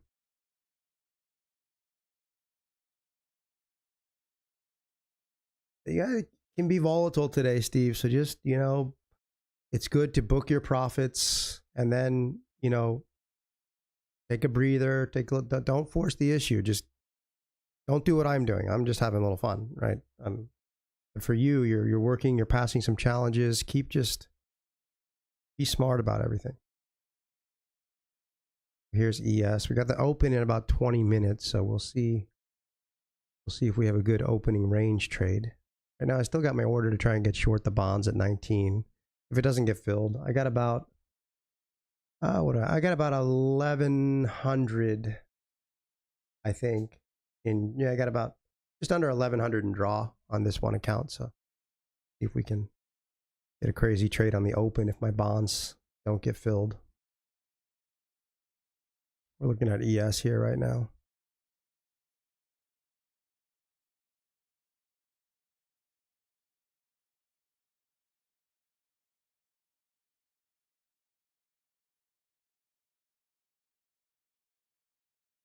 Yeah, you got to take breaks, especially when you're making money. It's good to just digest the wins, because when you start making money, you'll see your brain chemistry will change, and it will try to trick you into taking more risk, sometimes when you shouldn't, because you feel a bit invincible.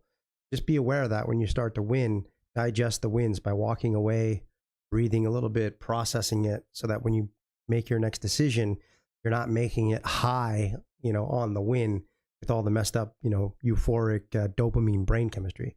You want to make the, good decision.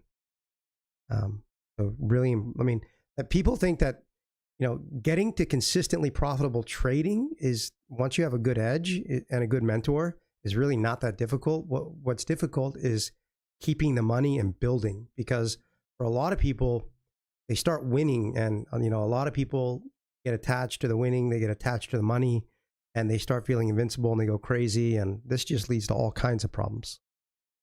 I'm telling you this from personal experience, because way back when, I would also have, like, I'd make a lot, but then I'd give it back because, I'd be too ecstatic. Now I don't do that anymore, because, I've learned that, make your money, be happy, walk away, take a deep breath. Okay, the ultra bonds are moving a little bit. Maybe they can get up and fill me. Let's try it.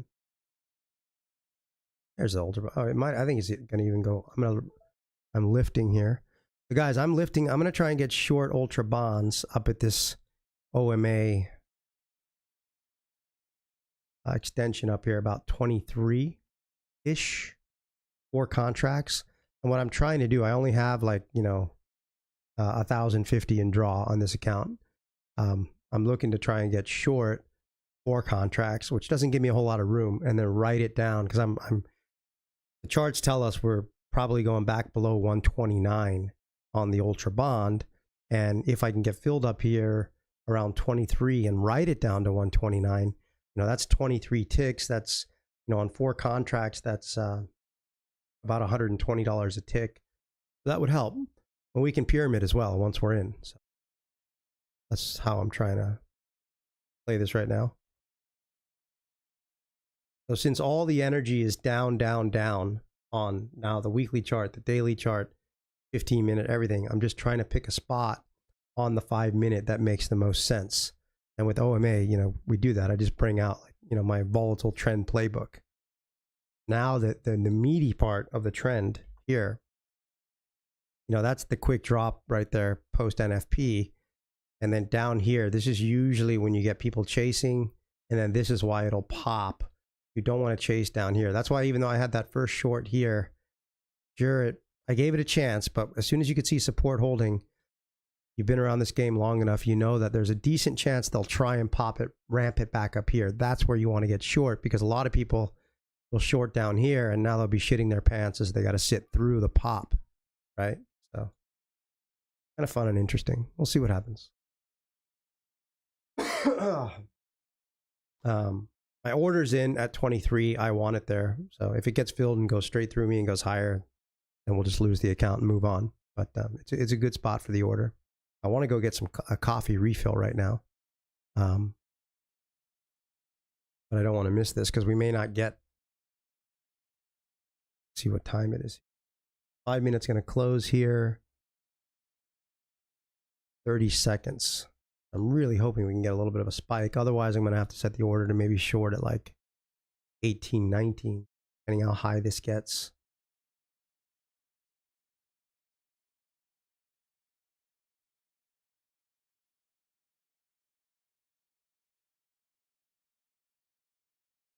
$15 seconds until this closes.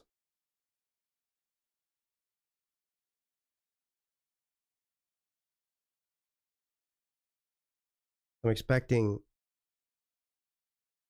I would say 19 maybe now. I'm looking to get short at 19.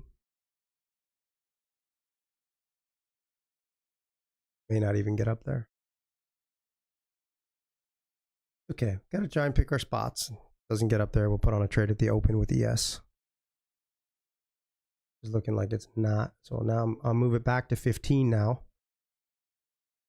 Looks like it's going to at least gun for these lows. Let's see what happens.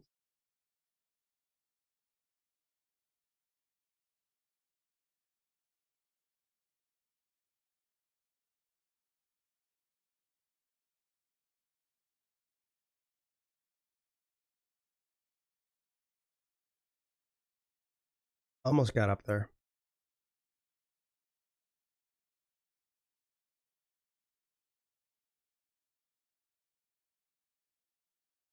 I mean, the open of the stock market is going to be absolutely wild.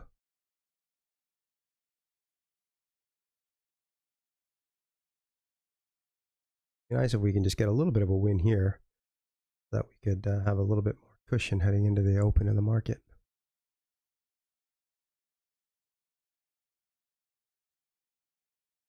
See, I'm trying to get filled there at 15.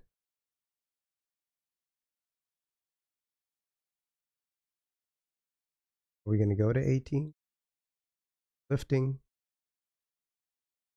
Lifting to 18. Got to be careful with this draw.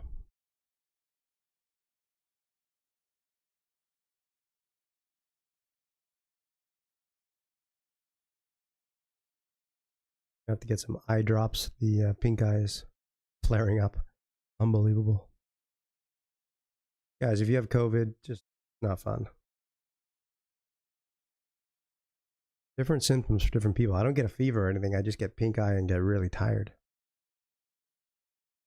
And then I trade like Stevie Wonder. All right, so let's see. The opening is going to be a lot of fun today, you guys.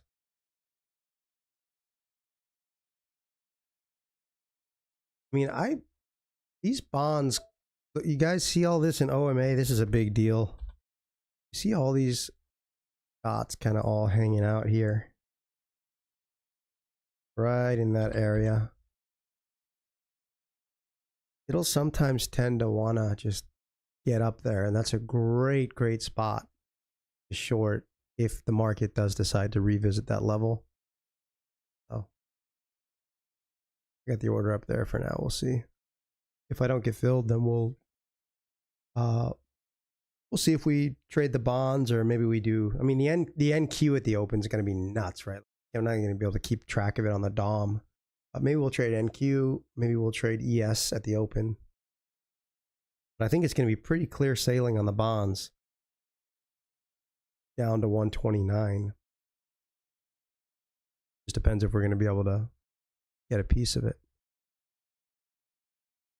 It's tough to jump on board when you start to get this consolidative crap down here after a big drop here, because you just don't know how much it's going to pop. So trying to exercise caution with the little draw we have left.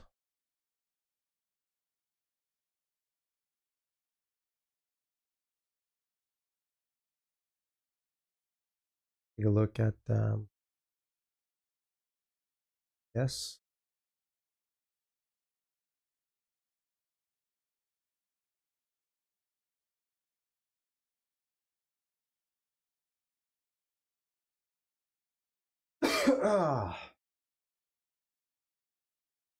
Getting toward the stock market open, we're gonna have to pick a level here shortly. Maybe we'll go do that so you guys can trade some of these levels as well. I don't think I'm gonna get up there. I'll leave my order there. I got the depth of market is on ultra bonds for now, because if I was to get filled at 23, that would be a gift. So I'll leave it there. But let's start planning for the open. Now to do this, I take away the 5. I go to the 15 and the hourly. And of course I got the 4 hourly here as well. But 49.45, lots of resistance on the 4 hourly with OMA. Anywhere up in here, 49.50. This is the hourly chart. Then what we want to do is see if we can get some levels. We'll probably trade ES just because, you know, NASDAQ could be an absolute, it's going to be nuts at the open. So ES, you know, with the 15-minute chart here, we'll have to see where the key OMA levels are heading into the open. We know we want to get short. So the question is, you know, is the open going to just open and dump? Nah, usually it'll get a little crazy. So we'll try and pick off a spot, get short. We'll see. So now bonds are dropping nicely. We're at 06, 07. So I'll flatten the bonds. We'll turn the attention to yes for the open.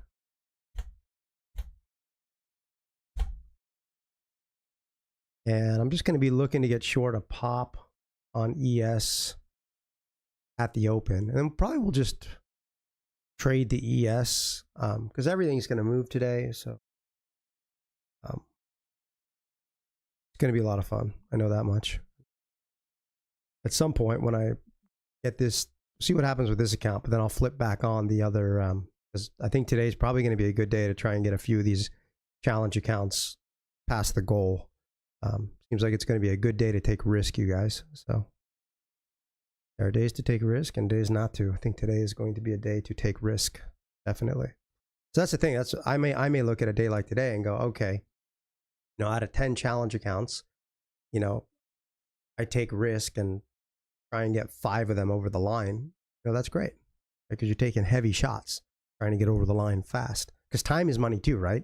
Like, yeah, could I spend a month? You know, most people, I would encourage you, don't do what I'm doing. You know, do what Steve is doing. You know, he's taking his time. He's trading the challenges slowly, and he's, you know, passing them and on his PA accounts and stuff. So that's how you should do it.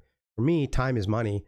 You know, I can just go back to my own real accounts, but for the challenges, I want to see being aggressive. How fast can I pass them, and can I exploit the system in some way? You know, legally, still using all the rules and stuff. But the challenges are kind of new to me, so I'm kind of having fun with it. Guys, we got 8 minutes. We're going to be aggressive today. It's going to be a fun day. I need to go get some coffee, and I got to wash my eyes out because they're clouding up with the conjunctivitis from the COVID that can F off. And we'll see if we can have a good day. So I'll be right back.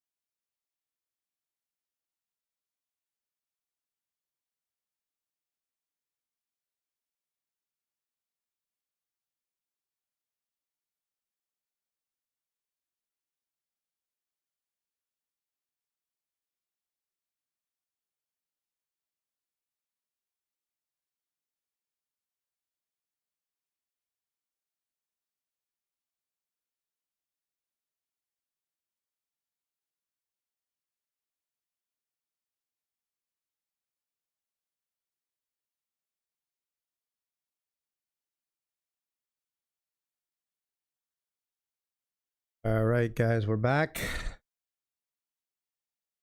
here. Had to splash a bunch of cold water on my face.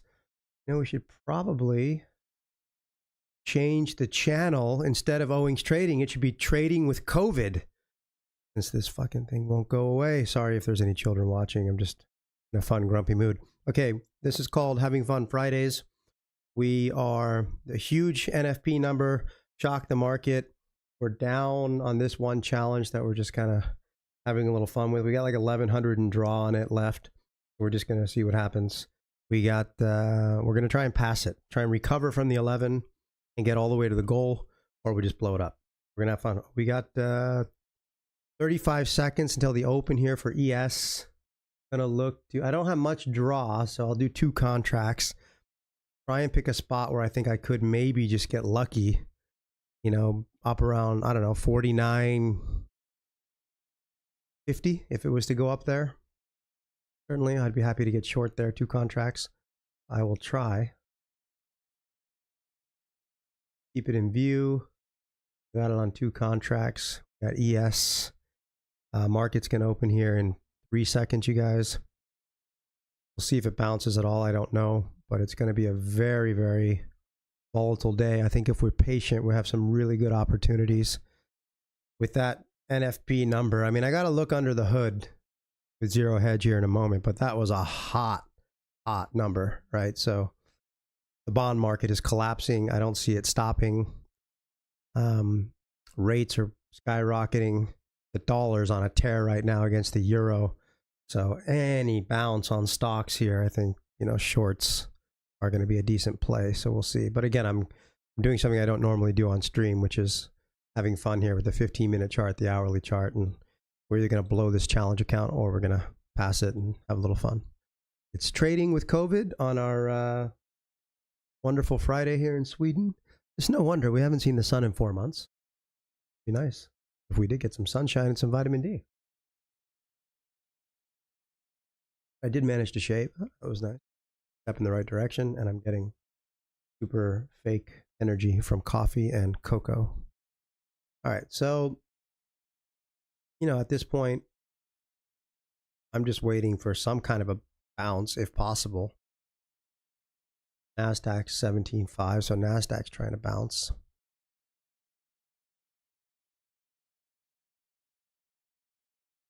And guys, I told Steve, who's doing really well. What did you say, Steve? You said, yeah, exactly what I was saying about when you win, you got to digest the wins. Yeah. What time would you recommend to look to get flat before the open? You know, just kind of just before the open. Exactly. OMA is, that's going to be our new slogan for OMA. So good, you can make money with COVID. Oh man, it has, obviously, I haven't made as much money as I want to this week, but we're still doing very well. And since launching the channel, like very, very well.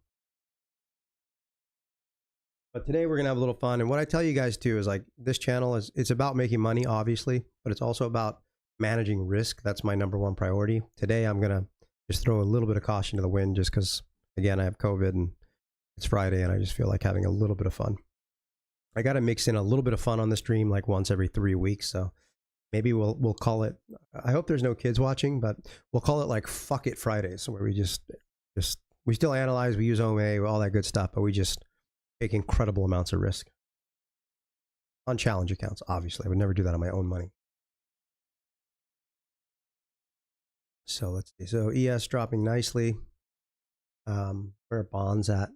129.12 for the ultra. Let me just check in with the ultra bonds here, guys. Got the 15-minute chart here. Okay, so look, 15-minute ultras. That would be pretty sweet if we could get a pop up here to 24 on the ultras, guys. I would love to get short up here, 24 on the ultras. Let's see, ES doesn't seem to be popping. Go over to the ultra bonds here. And let's see if get a pop up here into 129.24 on the ultra bonds to try and get short. And Steve, yeah, exactly. Fuck it Friday. I like it. We'll have we'll come up with good themes for our channel, you know, like every it won't be every Friday, right? Because when I don't have COVID anymore and I'm feeling good and I go back to trading for real, obviously be more serious every day. But okay, like every third Friday will be like our fuck it Friday, and sometimes we'll do. I'll have to think of some other themes. We'll take a poll. I'll run a poll on the channel. What do you guys think about fuck it Fridays? Still try and, you know, pass some challenges or whatever, but we just, you know, have a little more fun, a little less. It's good to let out the stress. It's like therapy. All right. So just waiting for a pop here. Where's ES? We'll keep an eye. 49.33. We know. I'm just going to blow my nose, guys.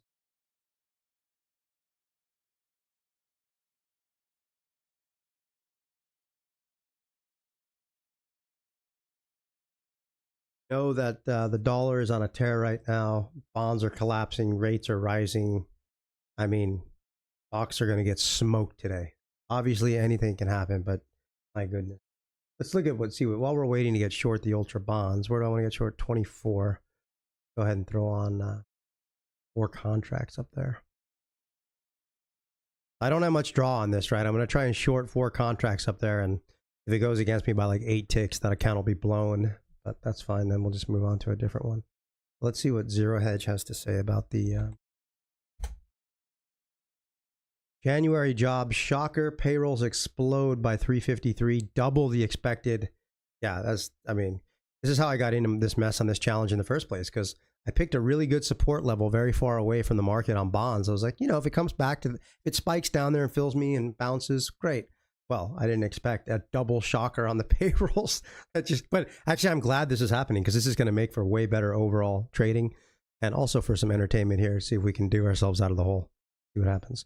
So, yeah, this is like, oh, the economy is so strong, so rates, you know, because the Fed's watching the labor market. So what that means is that we've got, you know, this is why you see this right here on the ultra bonds, you guys, and here on the daily chart. What this means is that, I mean, we're stalling here because you got a little bit of acceptance on the volume profile composite, but I think we're headed down to at least, you know, 120, the mid 128s, which is, if we can get short on a little bit of a bounce here, OMA, you got a lot of resistance now coming into this 23, 24 area, which is why I would love to get short up there. That's kind of my best spot to save this account. If I can get short 4 contracts and then just don't even think about that account and just hold it the rest of the day and write it down here. Or maybe we'd watch it and I would try and pyramid it or whatever, but probably we'd switch our attention to another account,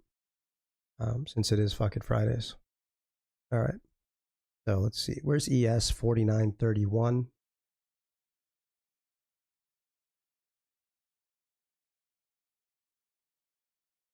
And Steve, you're doing good, right? Using the analysis, trading smart. Oh yeah, this was easy pickings. You know, if you didn't get caught on that first 10-year trade like I did, then after the announcement came out, you know, boom, it's just everything's down, down, down. You waited for a little bit of a pop on ES. You got short. I mean, that was fantastic. And now we've got Sierra charts doing something interesting. Let's see what's it trying to tell me. Oh, it's downloading intraday data for something. I think stocks are just confused right now. You see, let's look at the NQ.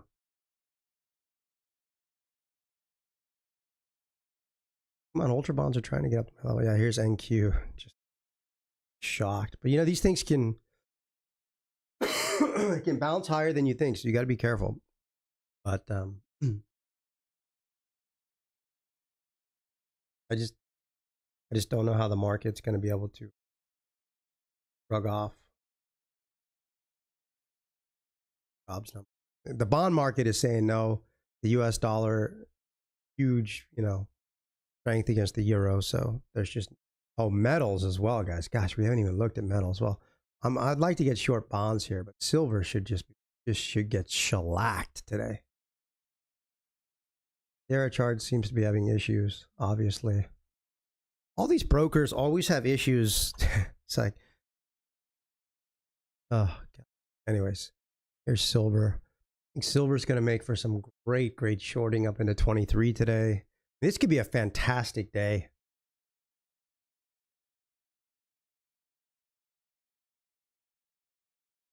Go back to ultra bonds.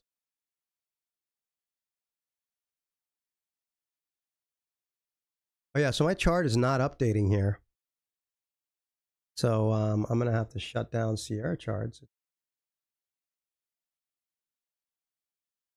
Sierra charts almost never has problems, but they are right now.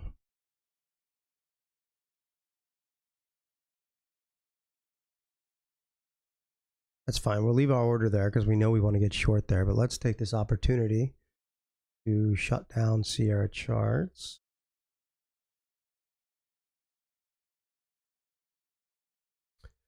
And then we will give it a sec and then reopen them. See, I never have problems with the Sierra chart data feed. That must mean the brokers are getting killed right now. People are probably just loading up on these challenges short. Let's see. Open this.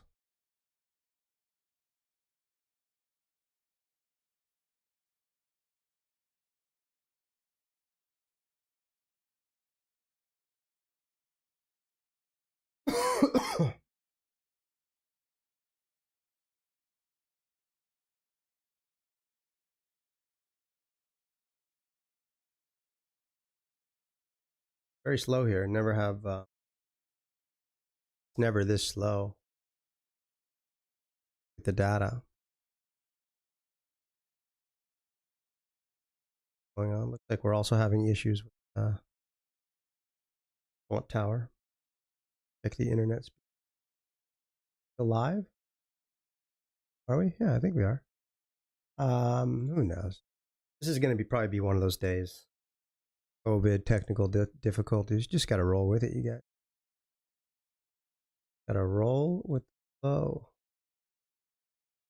All right. So go to our introduction.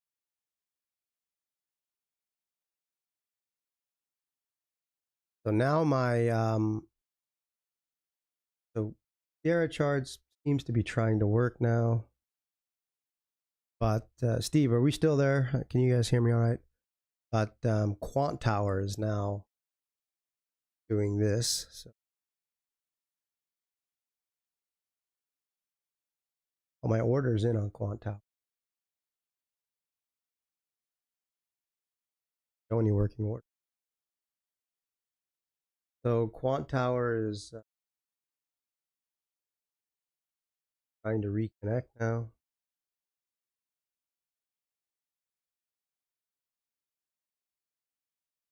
You know, this happens, you guys. Like, I would bet that when the challenge companies are getting killed, like right now, everybody's probably just waiting to short. So, like, oh, suspiciously, like Rhythmic doesn't work. And what's interesting is you saw I had my order to short 4 there on the UB. Now it's just taking forever to load Rhythmic. Funny.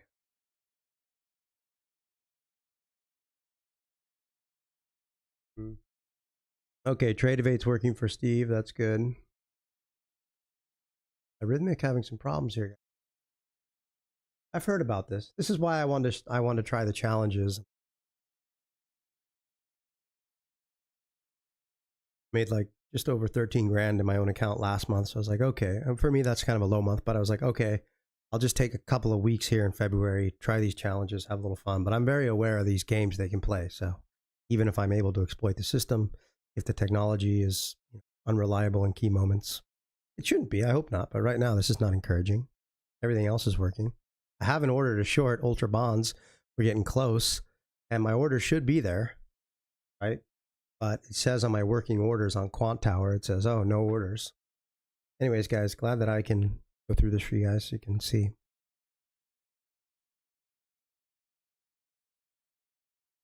It says we're connected now.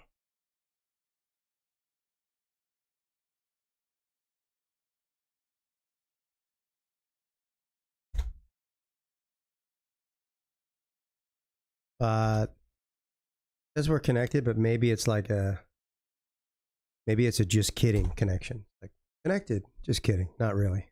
Kind of seems like that. So it says connected. Oh, we're gonna find out if fill us or not. You got filled? Okay, well, I don't seem to be able to get any data. Quite fun.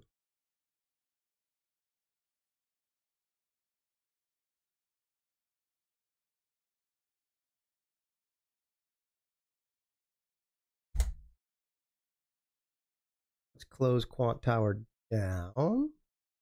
Impressed. I'm not impressed. But these are the things. So let's, this is good. We worked this all out together. And I'm going to do a thing like after I figure out if these challenges are worth it or not, but then I will trade a large live account on screen covering my personal identity stuff. But first I want to fuck around with these challenges, figure out streaming and all that stuff. Let's see here if I go to, and trading your own money is always just totally, for me, trading my own money is actually way easier than prop firms because you don't have the trailing draw bullshit and all that kind of stuff. But I can see the value of prop firms, which is why I'm having a little fun here, testing them out. All right, I'm trying to reopen Quant Tower here, guys. So let's see what happens. So Steve, you got filled at 23. I can't even remember. Was my order at 23 or 24? I really can't remember.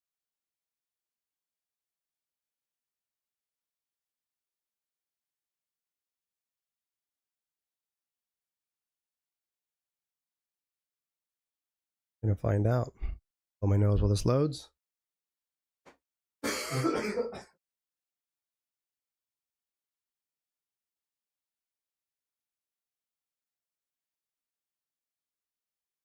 I had the pink eye, you guys, in the right eye, and now it's like it shifted over to the left eye, and now it's like I just can't cut a break.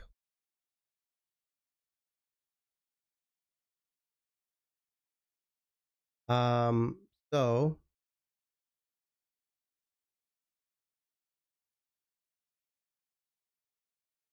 it says it's loading stuff. Apparently it says connected, but now it's funny. It reloaded ZB, which didn't have a trade on ZB.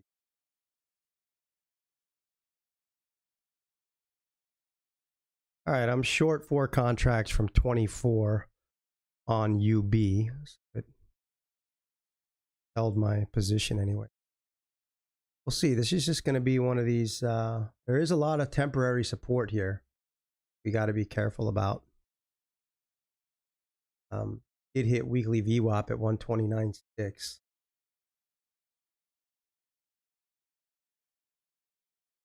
Feel like should be able to try and get at least back down here. Get a little bit on this. We'll see. I mean, the dollar's at 0830. It's rebounding a little bit. Oh, S&P's at 49.44. Wow. Kind of up near that 49.50 level. So something's going on. Lots of games are being played.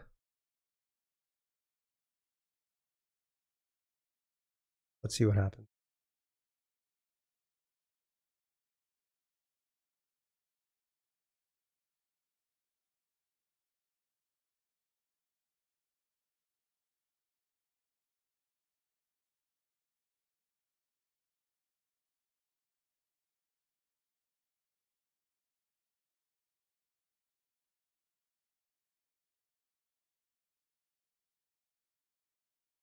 S&P 49.44.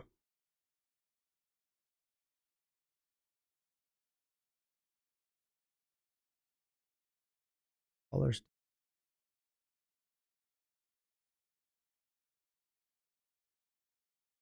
Quite a bounce for stocks at the open. 4-hour chart.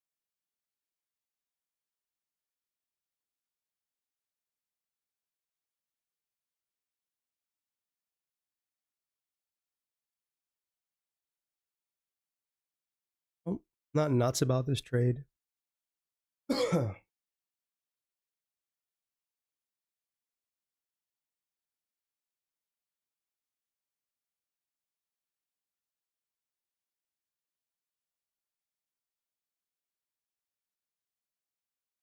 Selling came in there.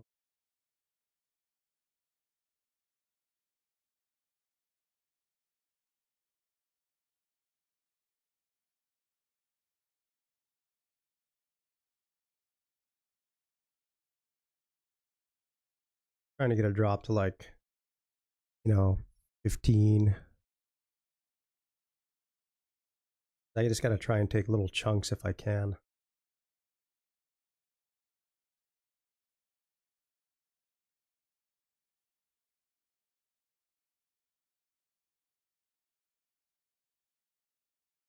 Take those 4 ticks and I'll try and short again.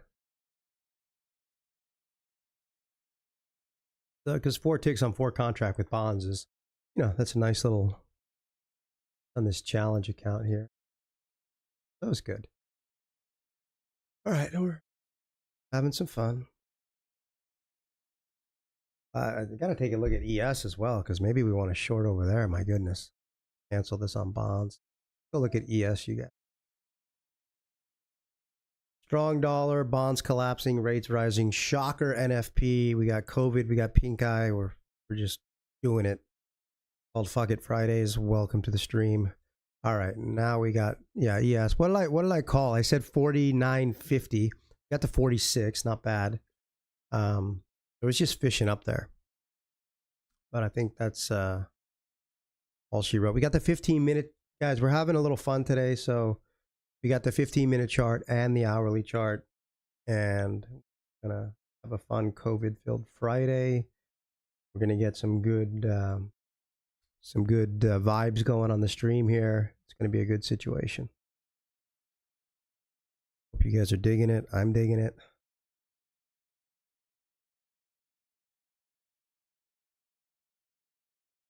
All right.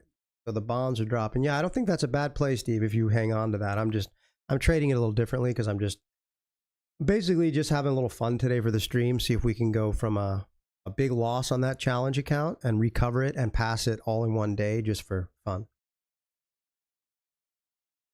Since I have COVID, there's really no stress there. But I will analyze for you guys so you guys can take full advantage of this and make money on this market.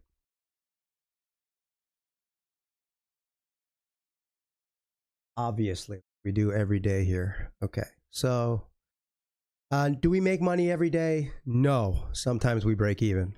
Just kidding. We have a losing day sometimes. But it's about the size of the losses. Try and keep them small. That's the key. Okay, we're not one of these people that never lose. Of course we lose, but we win much more often than we lose, and we make more when we win. That's kind of a good situation. All right, guys, we're looking at ES here. Definitely, I mean, don't sue me if I'm wrong. Educational purposes only. When I say definitely, it's just a manner of speech. But stocks should just get absolutely hammered today on the back of that NFP number. And if bonds continue to drop, rates up, strong dollar. Silver too, it's another one. I'm gonna flip around. Just kind of flipping around, looking, see what's bouncing. There goes silver. I mean, look at gold, guys. Just getting torched. 2076 all the way back down. Wow. The crude's getting torched. Oh, yeah. Where's the NAS? I think the NASDAPple is going to get killed because, right? We still call it the NASDAPple, right? Because it's all Apple.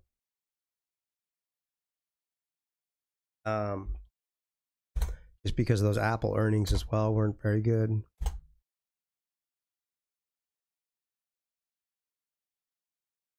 Yeah, the NASDAQ had a big pop at the open up there. Man, that would have been sweet to get short up there. It went all the way back to the highs. Now it's going to drop. Just went out to take out some stops. Guys, it does this. I want to look under the hood on these numbers just to make sure we don't get caught with the tide going out and our pants down. Let's get under the hood on these numbers real quick. Okay, so hours away from fresh attacks. Possibly the U.S. will attack Syria. Unbelievable. Okay, So this is simply stunning payrolls is what they're saying. Plunge in rate cut hopes. I want to look under the hood here and see. So an election year, so they probably juiced the number, obviously. And that's what's really funny is that you look at all these companies with these huge layoffs, and then this labor report comes out super strong. So it's funny, but I want to see, and we want to see if the market's going to maintain this momentum. Ridiculous 353,000 jobs, double the 185,000 expected. I want to see what the revisions were to previous months as well. There's a huge gap between establishment and household. What's the summary here?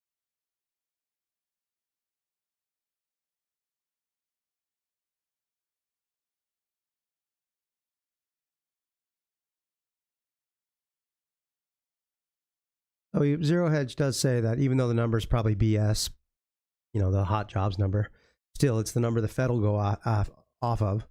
And it'll make the Fed's job very difficult, as any rate cuts will be very, very difficult to pass now. Yeah, exactly. So that's kind of what I was thinking. So this is going to be a good day for us. It's going to be a very volatile day. Stocks should be under a lot of pressure the whole day. But you guys need to pay attention, because there will be some, on days like this, you know, there's just some insane volatility. So you got to really try and pick your spots. Manage your risk. Okay. Let's see. Did I re-enter my short on UB? I don't think so. Probably should have, but trying to analyze and follow too many things. I think I'm flat right now. Appear to be flat. Exactly. That's the thing. If we get more people taking the OMA course, and they're like Steve, who studies and gets it and you know, takes advantage of having me as a mentor, we want to fill this chat with people who, as they're learning OMA, everybody can keep an eye on different markets, and we can alert each other to the best setups, right? I'm one guy going through all this for us. It's going to be awesome when we've got, like, you know, 10 or 20 super dedicated OMA technicians, market analysts, just going through the charts and alerting us to good setups. I mean, I do that here on my own, but that's the ultimate goal, Steve, for sure. And then after hours too, right? Like, I alert you guys to trades I'm seeing in the elite members area after I'm done streaming. But sometimes, you know, if there's nothing happening, or I'm tired or sick, like with COVID, then Steve can alert people, you know, or whoever else is good. And the group will see who the standout OMA students are. And if you're not a standout student, that's not a big deal. Just don't post, like, you know, ideas for trading. But once you start to get a little comfortable and confident, yeah, post your ideas, and people can try and take advantage of those. Sure. We're going to have our own little OMA hedge fund here on this channel. That's what's going to make it so much difference. Then, like, it's going to be like this tight-knit group, and then people who come in the channel, they're like, what is this? Like, don't worry about it. This is one of those weird channels where we make money. Go back to the entertainment channels where the host is yelling at he's cursing out his followers on that channel. I'm not talking smack. I think that guy's, I'm not going to use his name, but I think he's actually pretty funny. He is very entertaining. I'll give him that. All right.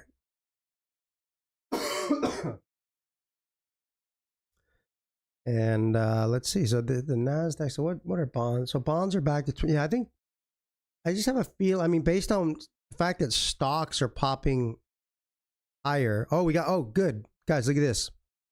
Here's the hourly close on the NASDAQ. We're pulling back. We got a nice, I think we got a lot of support, resistance here at 17,610. I'm going to look to try and get short up in here, but I'm waiting for the 15-minute chart to kind of confirm it, because I got to be very careful here with this challenge account. Oh, the 4-hour chart's going to close too, right? I mean, I would love to see it just juice to the upside here. Set up a decent short, but I gotta be on my best behavior here with this challenger. I'm going to blow it, but I got to take a lot of risks, so that's fine if we blow it, because otherwise we could pass it. See? And the other ones that are on their way to passing, I'm just leaving those. And again, for those of you just joining, I'm figuring out how to trade challenges. And it's fucking Fridays with COVID and pink eye, and we're having fun. Okay. I know I repeat things for those who stay and watch. I repeat things a lot because sometimes there's somebody steps in for a few minutes, steps away, steps in. You might wonder, like, what is this guy smoking? His eyes are all bloodshot. It's like, no, I'm not high on weed. I promise. I don't even smoke weed. I don't even drink alcohol. I did a while ago, but not anymore. All right. I do smoke cigars though. 1 cigar per day keeps the COVID away. Apparently not. 20 seconds until this. See, using OMA, guys, the 15-minute, I don't know what's going to happen. We got a nice hourly resistance pattern, but we're not really. Do we have news at 10? Oh, yeah, Michigan, guys. Okay, let's see if we can get a pop up through the highs and get short up here somewhere. I'm going to wait and try and short. It's Michigan, guys.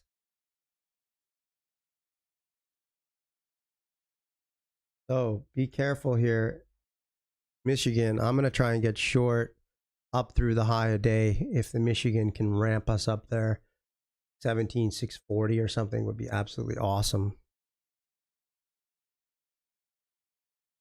Guys, what a roller coaster day, huh? We're having fun. I'm having fun. Look at the NASDAQ all over the. I mean, if there's a hot Michigan number that comes in, look out. But guys, we'll wait. I'm going to show you how OMA works. We got a nice hourly resistance situation up in here. Now we just got to wait for the 15-minute to confirm it. So let's just, hopefully the 15-minute will just punch up here, and then we'll wait and, you know, be smart about waiting to get short. Isn't it nice with OMA? Sitting here watching this, like, no, it's most likely going higher. Be careful right now. Whereas if you didn't have OMA and you weren't on this channel, you might be like kind of wondering what's going on. See, because right now, you see this area right here. If this starts to break, sure, then we might turn. But as long as that area is holding right there, then you know, it's pushing higher. You just wait for the market. Once you can read it, it's like a language. You just let the market tell you what it's doing. I gotta blow my nose.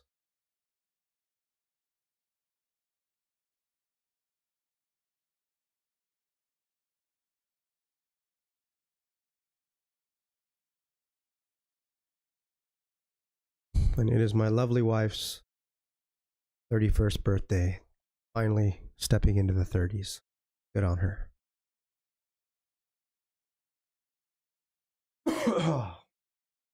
Be on my way to the 50s.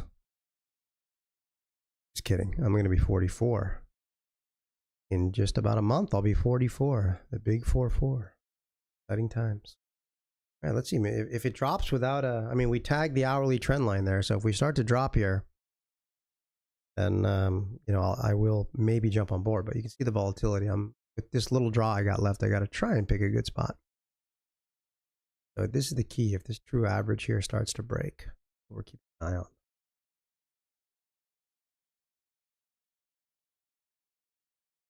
Yeah, exactly. It is nice when you can be confident on the market direction, Steve, huh? It's a whole new world. I remember when I started, even though my mentor is like one of the most famous people of all time, he's a recluse. He's like 93 now. But like I said, he was just brilliant trader, brilliant market theorist, like just brilliant guy, but just not a great teacher. So I became his top student myself. One day, I would like to teach because I think teaching is fun. And apparently, Steve and Crude Oil Trader and some of the other ones, apparently the results from the teaching are good. So that means the teaching is effective, and that's what I care about. All right. Oh, wait till this pink eye goes.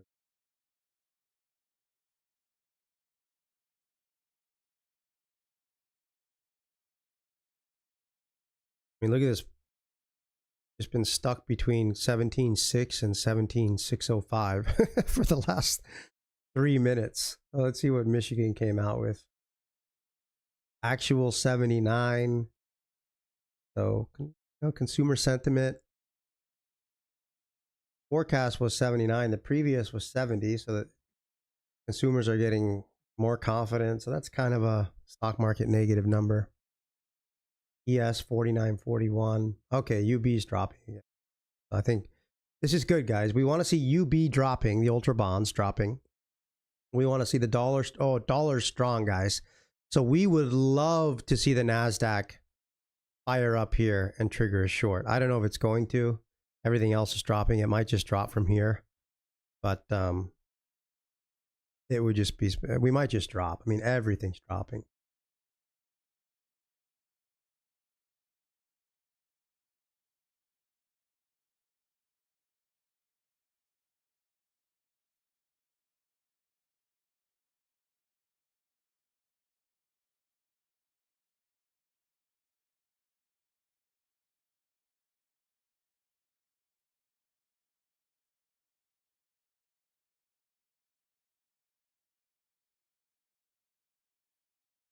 I want to try and get short at like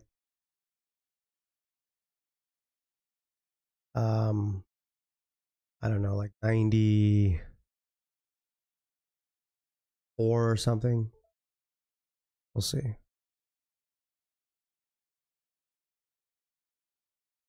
I think we're going to be headed lower now, guys. We're not going to get that pop. That was already the pop. So now we know. So at 91, yeah, I'm trying to get short at 94. Who knows if it'll get down there. Everything else is dropping nicely. Dollar's getting stronger.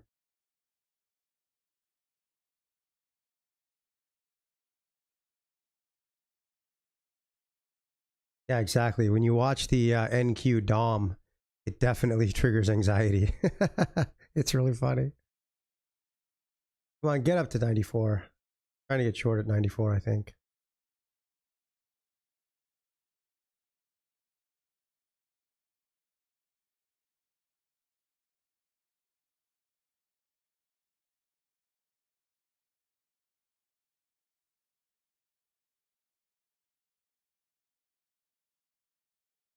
Oh man, tried. Tried. Oh, get up there. Get up. Yeah, I'm short. 94. A bit of an aggressive entry.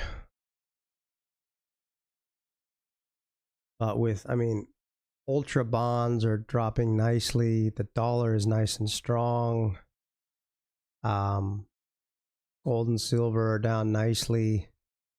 I don't really see why NASDAQ should be up here unless there's something crazy that I'm not seeing, but it's worth a shot. Let's see what happens.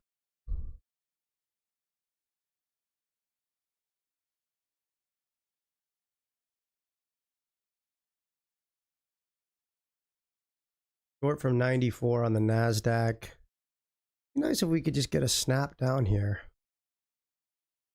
I want to try not to take this off and like, you know, it's just, you got with the NASDAQ, you just got to be prepared. Like I'm going to be up, and then it's going to come back to my entry like thousands of times because it's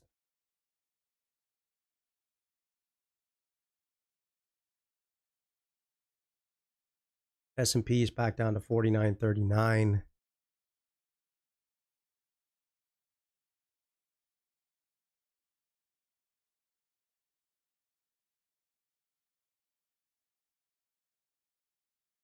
Ultra bonds are at 12. That's good. Dollars 08.12.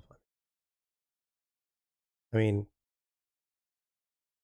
something's holding the NASDAQ up for now, but everything else is pointing to lower prices. And we've got a nice OMA resistance level up in here.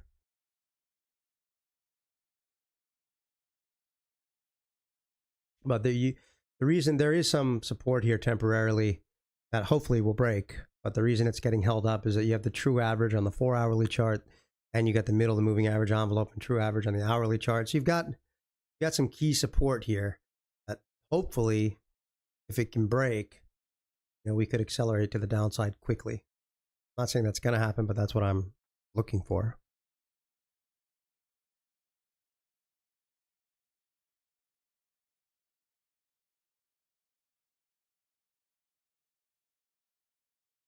Because right now on the daily, we tested back up here, and now I think we should test back down here to the middle of the moving average envelope at least. I'm thinking by the end of the day, unless there's something crazy about this payrolls report or whatever, but looking like we should cycle all the way back down here, but with a lot of volatility, guys.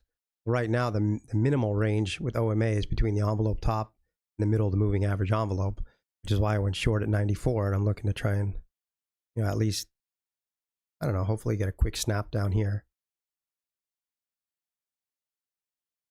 Let's see.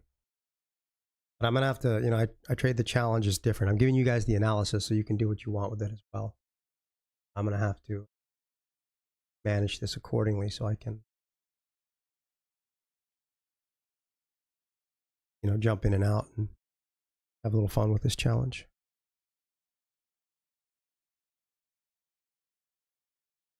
If we can just get a snap. Oh, sorry, you guys want to see thingy here. Sorry, we definitely want to watch the NASDAQ DOM so we can all get some anxiety and have a little fun.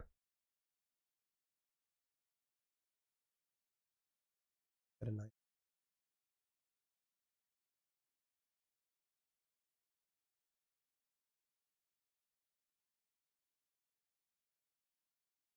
All right, I'm going to take 500 profit there and just try and re-short up around like 85. I don't know if it'll get there, but this challenge account, I'm just trying to be a little more nimble.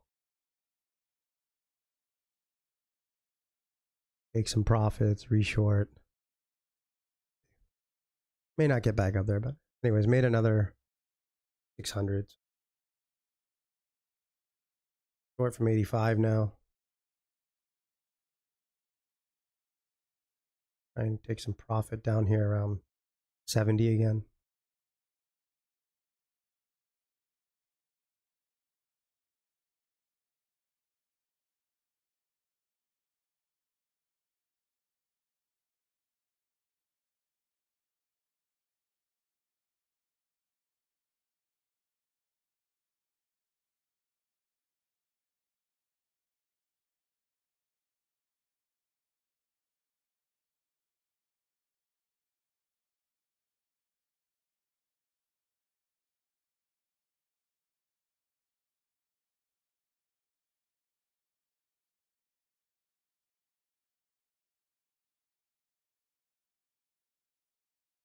I'm just trying to take profit around 71. If we can get another 14 points.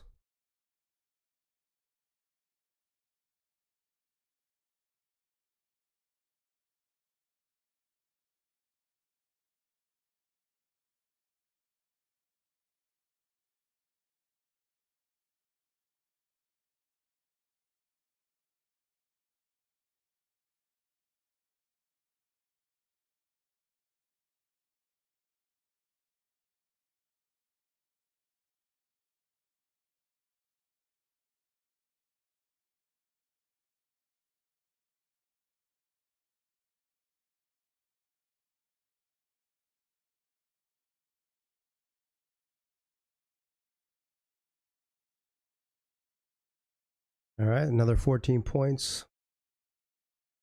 Good. So you see, guys, I lost. Remember, I was down 1,800 on the challenge account off because I remember I went really big on the NFB, picked out a level. I had no idea the report was going to come out that hot. But then just from being down 1,800 and just trying to take some smart trades, now I got this account basically back to break even. So we'll see. I might end up still blowing it, but anyways. Nice. See what happens here. The goal with this account today is kind of to have a little fun, you know, either blow it. I still got COVID, so I'm I can't focus the way I normally can. But we'll risk one of these accounts to see if we can get over the line. But at least a recovery for right now. Thanks, Steve. You guys definitely use the analysis, right? It's for educational purposes only, obviously, but you should use it to use it as guidance.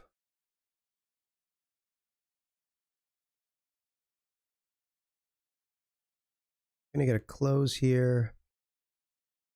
It might. I'm just being, you know, a little trying to be nimble on the NASDAQ because, you know, the energy is definitely down. But if you guys know the NASDAQ, it'll do its best to piss you off. Look at the DOM. Guys, it's really good meditation practice. You can stare at the NASDAQ DOM without letting it drive you insane. You're doing great. I'm kind of hoping we've got about a minute left here. I'm hoping this pops up and gives me an OMA short pattern up here so I can reshort. Being patient. You just got to be okay missing things, you guys. That's really the key. Got 20 seconds left. See if they can juice it up to 20. That's kind of where I'd like to.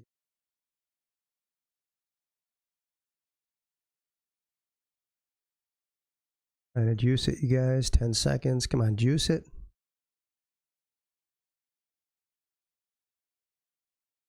And I'm short from 95.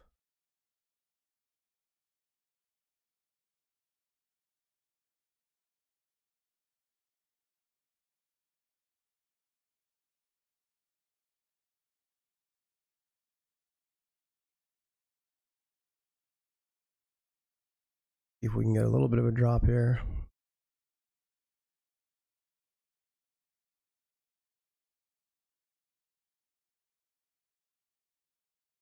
Dollar still strong. Bonds still falling.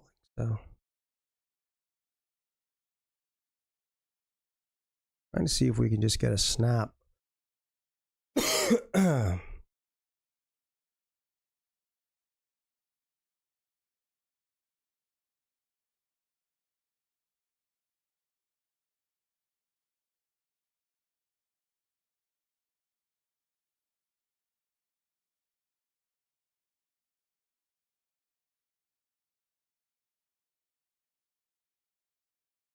Gonna cut that for like a 2-point loss because if this wants to squeeze up here, I want to have my powder dry. So see, just trying to keep the losses small.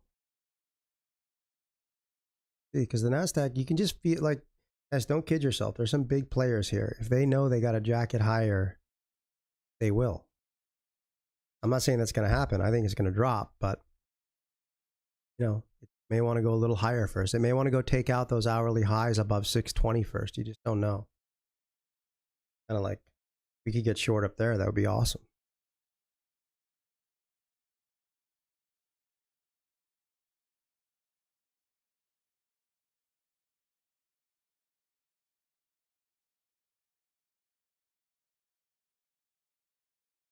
Kind of the next general area I'm looking at just above those hourly highs up there, right here,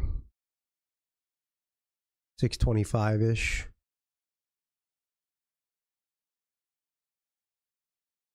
$30 maybe is where I'd look to get short.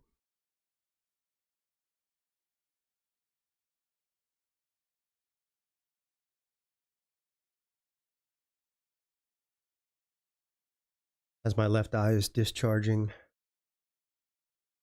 conjunctivitis. Bullshit. All right, so I think they're just going to want to push it back up above those highs because there's probably a lot of stops hiding up there. They're feeling nice and safe and cozy, and the big boys want to go and ruffle the feathers a little bit, which is where we want to get short. And if the NASDAQ does get up there, we will get short around 25, 30 up there.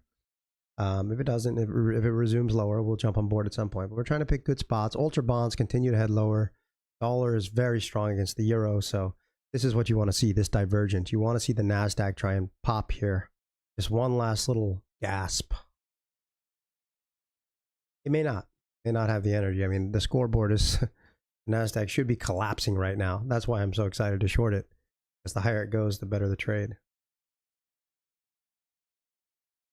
But I'm not shorting here yet, because I don't really want to sit through a potential 25-point squeeze. It may not squeeze, it may just go. But I just, you know, the NASDAQ, better to just wait. Yeah, I took those few trades earlier and did well on them, but that's because different market structure at that. S&P is still hanging out, 49.43.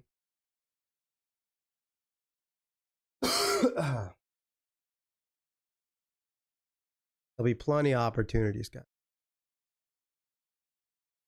Don't need to rush it. Blow my nose.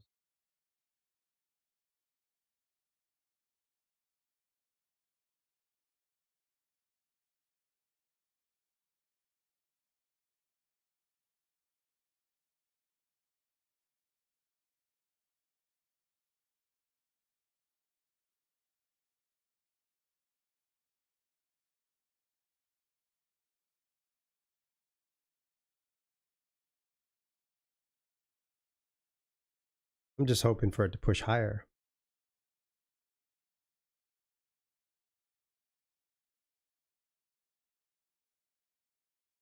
More news attention in there. Uh-oh, we've got the Danish foreign exchange reserves at 11 o'clock. We've got Danish kroner 612.7 billion expected. Mark that on the calendar.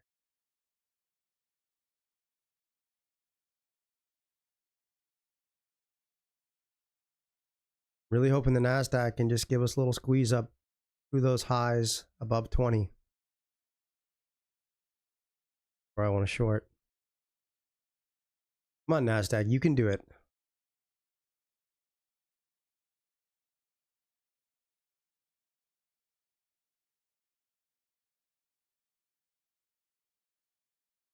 A lot of resistance there at 600 for now.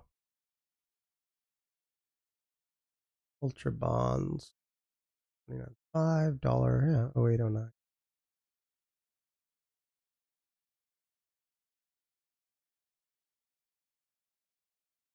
Yeah, still 49.43.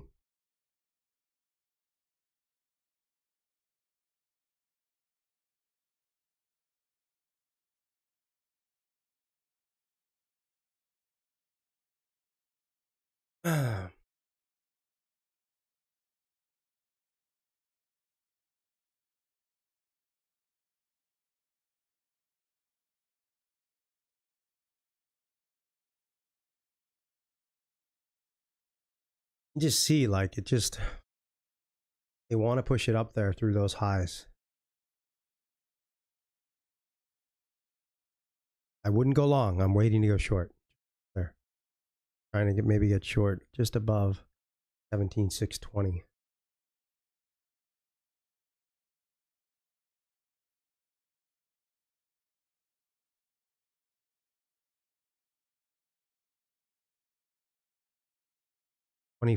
$25 maybe. I don't have an order in. Yeah, UB's down at the day low. The dollar's super strong. I don't have an order in because sometimes I'll put my order in and then it'll just miss getting filled. So I need to be prepared to go in at market if it does punch up there, and I'll just kind of have to jump in at market when I see it.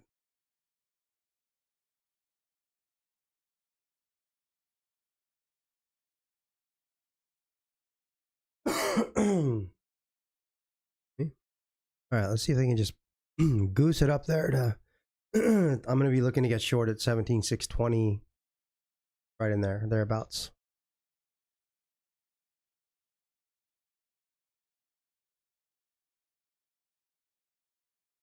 Are the rest of the assets correct heading down, or is the NASDAQ going to pull everything back up? I think the NASDAQ is wrong. I could be wrong, but we'll see. Come on. Oh, I know you want to get up to those highs. 20 is the level I'm kind of looking at. I'm just watching, guys. You'll see on the DOM.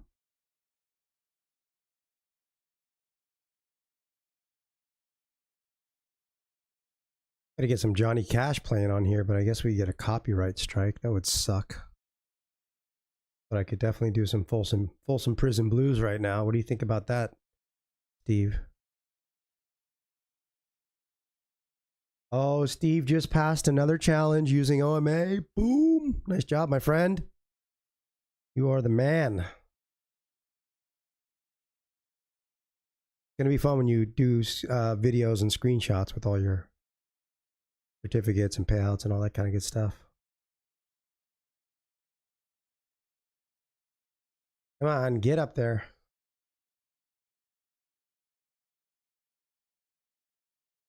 I know it wants to do it. I know it wants to do it.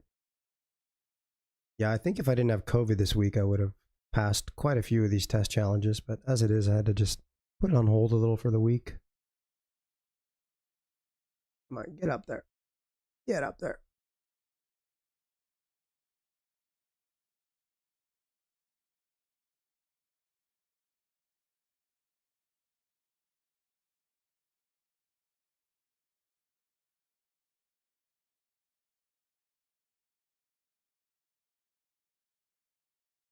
Still looking for 20.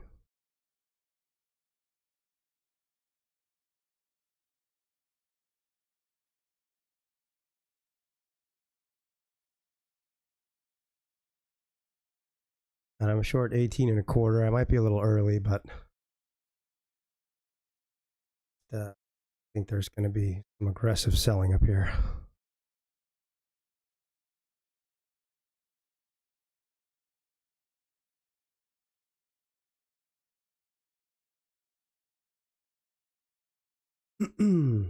Yeah, Johnny Cash is great.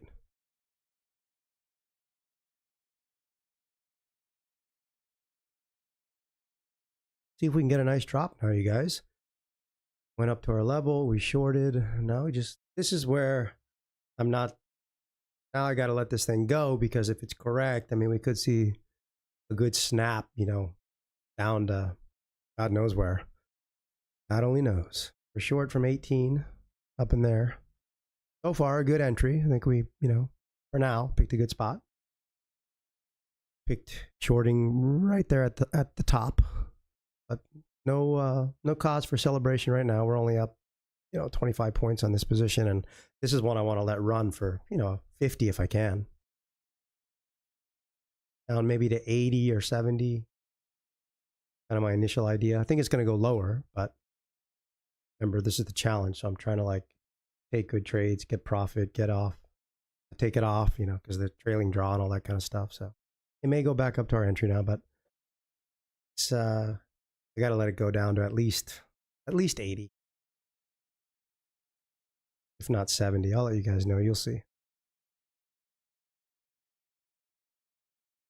So we're short from whatever, 17,618.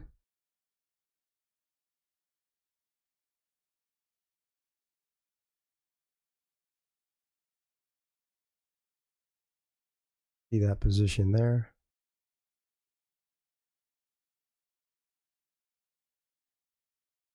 It's looking to a bit of a snap down through.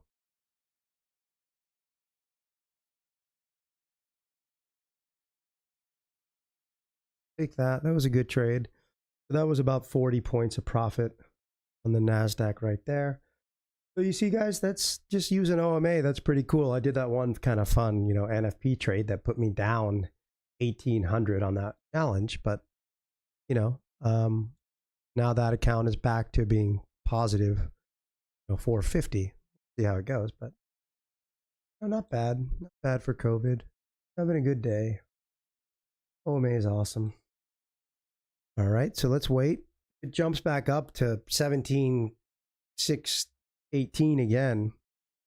17,618. Yeah, that was pretty much the high right there, huh? What I mean, it's not going to work that way every time, you guys, but it was pretty well, because we made some money in here. But then you could kind of just see that, you know, it's still trending up with OMA. So you just had the sense it wanted to go back up and test those highs. But now I think we are going to be dropping here pretty significantly, because bonds are getting killed, rates are rising, the dollar is very strong, gold and silver are being taken out to the woodshed, and I mean the NASDAQ is going to catch down. So I'm just going to keep waiting to reshort pops, trying to pick good spots. We got 2 minutes left until this 15-minute bar closes. I'd like now to get short up around, I don't know if we're going to get back up there. 1803 maybe.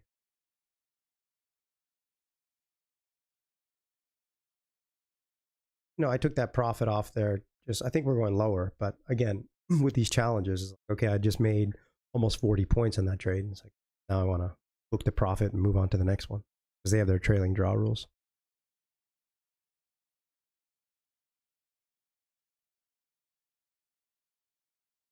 Yeah, so having a bit of fun.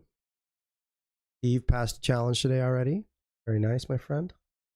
Another challenge. How many is that? 3 or 4?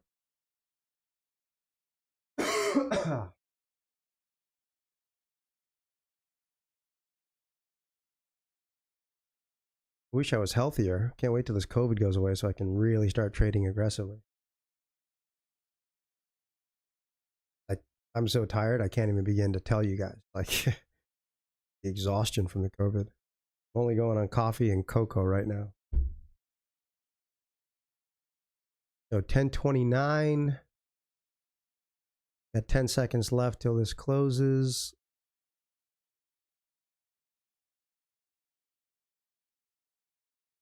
You're still riding UB. Nice, Steve. Great job. Looking to get short up around 95 again.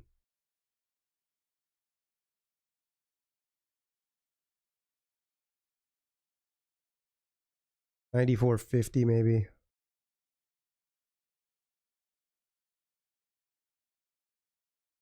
Maybe even a little higher. It may not get up there, guys. I'm just trying to pick a good spot. Maybe up to 99. Let's just do 6. They might want to just try and push it through 6. I think it's going to drop. I think they already got what they needed by taking out those highs. But again, I'm just trying to pick good spots and wait. Stack the odds in our favor. May the odds forever be in your favor. We're having a good time, guys. I'm entertained. I hope you are. Couple of trades here. Leo's getting it on.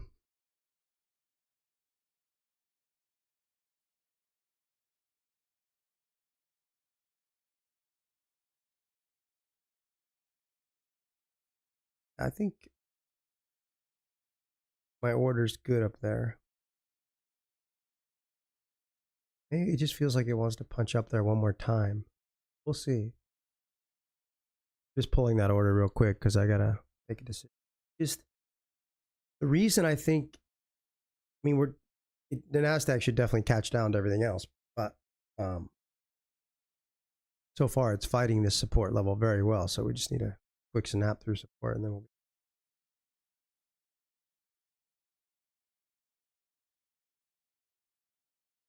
Here we go. Now I'm going to try and get short up into like 82 maybe. 89 even. This DOM is insane. I got to keep switching it. Don't center. Don't center. I don't know. 76. Trying to get short at 76, guys. Who knows? It might just go, but we'll just keep picking spots. There's the crack we've been waiting for. Crack into the downside. Probably going to revisit the lows of the day, if not much more. So trying to pick good spots. Ultra bonds making new lows. Dollar just crushing it against the euro. Nasdaq is going to be off and running. I might have to get out the 5-minute chart here in a sec. Now we can use our 15-minute level. Right now I'm just trying to get short a pullback up here because I think that we're going to continue down. But I don't want to chase. I miss. You know, the Nasdaq's nuts, so I got to pick at least some spots. So for me, that's kind of right in here. May not get back up there. Oh, we left Russell Crowe on. Sorry about that. Oh, no, he's off. Okay, you guys are on a delay. That's why. Whenever I look at the screen, the other screen, showing me stuff that happened on the screen like 10 minutes ago.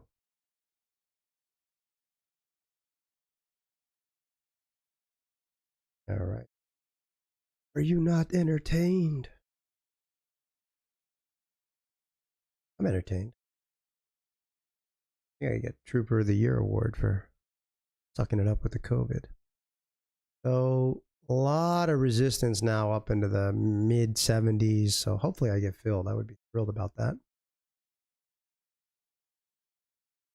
Get up there.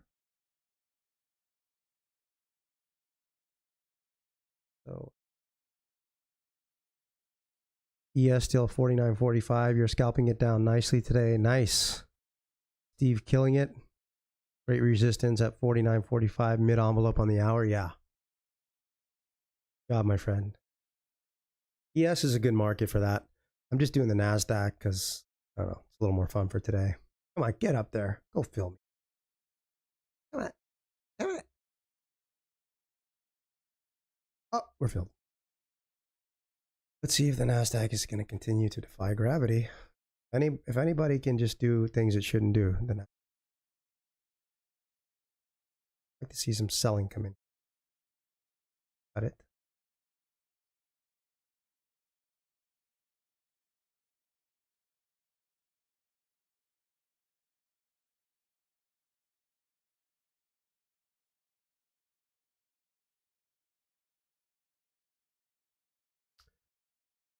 I mean, dollar still super strong.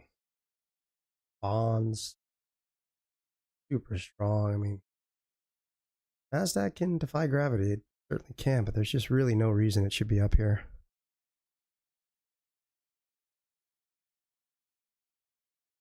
I'd like to see it come back down here to the low 500s.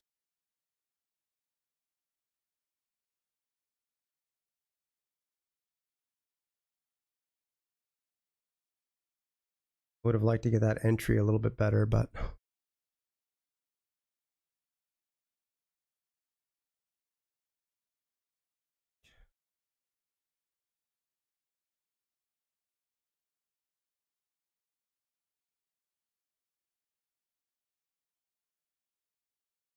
something's holding up the NASDAQ so far, but trade what we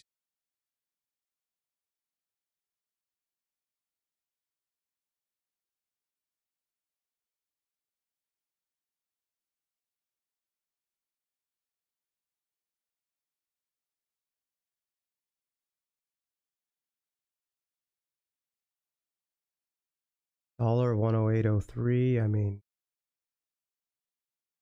ultra bonds, new lows. I don't know what's holding these indices up, but it just there a time before they crack to the downside. Yeah, that's good, Steve. Take some profits. Never bad to take profits.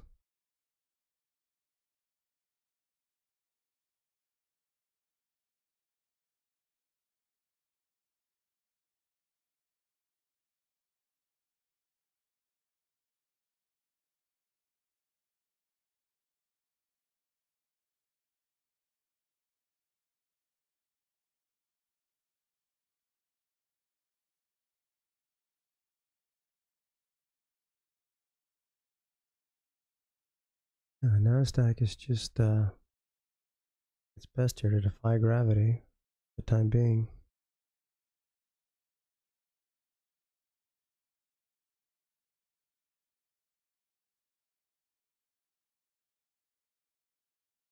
Keeping an eye on it here.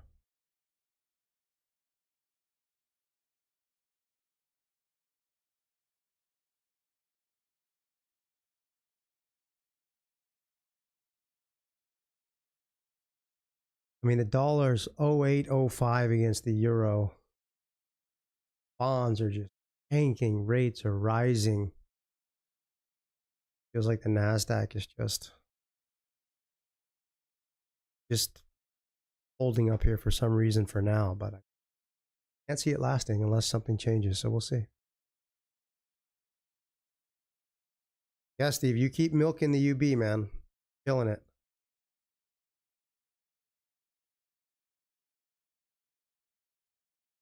Well, it's good to take profits when you can. You know, like I took a lot of profits in here. This is, you know, are they going to short from 76 now? So I don't really want to cut it, but I also don't want them to drive it back to the top of the range. They might. Coming on 1045 here.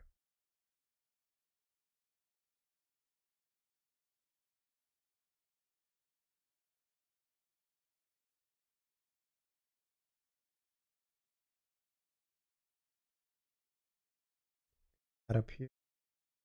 Again, this is challenge account, being aggressive.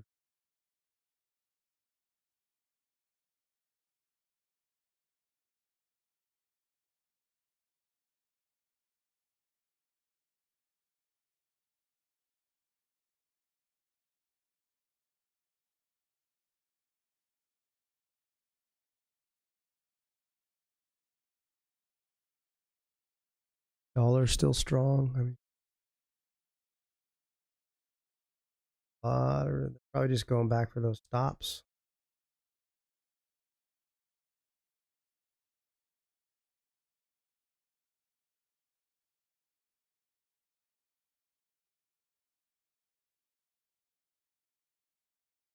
Let's see.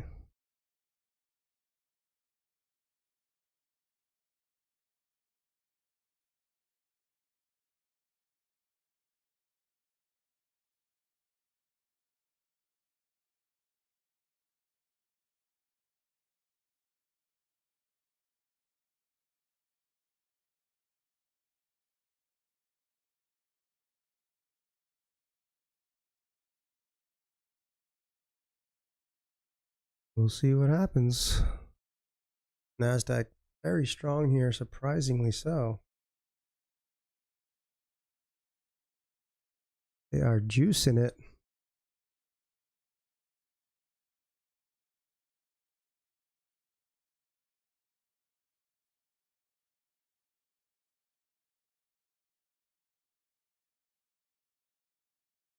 Pretty interesting. We got the dollar very strong against the euro. Bonds are absolutely collapsing. NASDAQ is just doing everything it can to fight.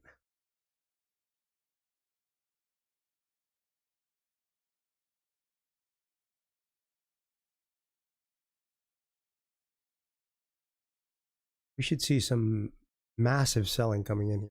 Really should.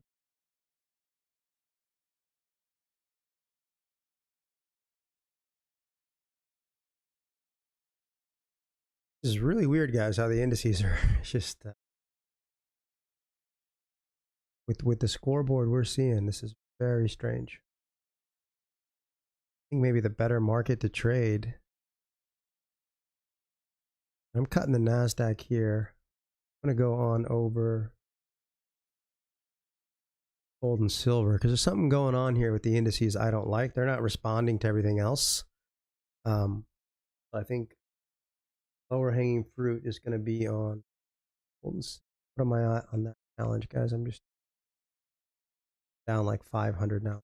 Challenge or something. That's fine.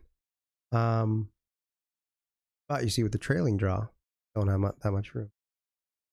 Something just happened there because the NASDAQ, I think there's still a lot of resistance up there, but my God, dollar at 108 against the euro futures, treasury bonds collapsing, rates spiking, and NASDAQ just, hey, I don't care, I'm pushing higher.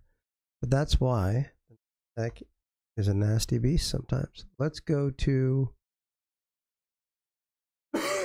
gold, silver. I mean, bonds. I think bonds are going to be under pressure all day. Just not as exciting for the stream, but go over. Yeah, look at bonds. Bonds. Look, bonds just heading lower, and the NASDAQ is just off the races. Hysterical. Let's look at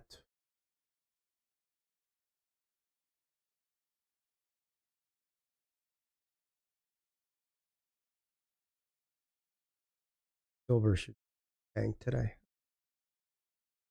Strong dollar. See, I got COVID, guys. That's why I'm not like thinking very clearly. I should just be focusing on metals. Rates are fucking spiking. The dollar's getting strong. Don't even deal with the NASDAQ. Just wait for silver to pop. Here's silver.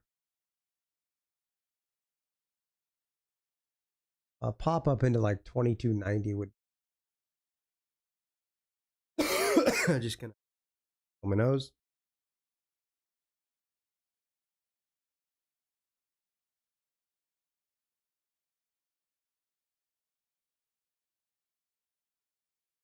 Excellent. Done with the COVID and the pink eye. It is fucking Fridays. We're having a little bit of fun. I don't know what the Nasdaq's doing. Quite frankly, I don't care. What we're going to do here is wait for silver to set up a short. With the US dollar on a tear right now against the euro, bonds are just collapsing, rates are spiking.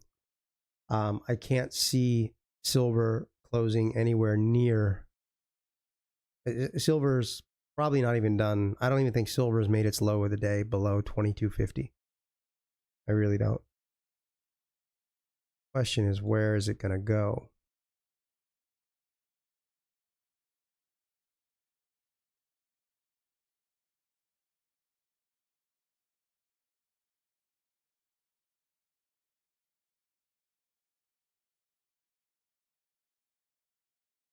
Short one at 70.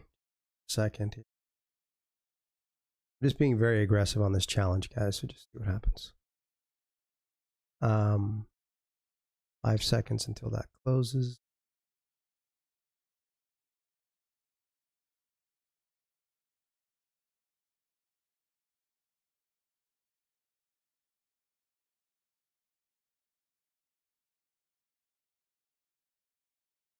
Might be heading back up to 2290, in which case I should cut that, take a small loss. That's how I like to handle silver. Just get in, give a chance, or cut it.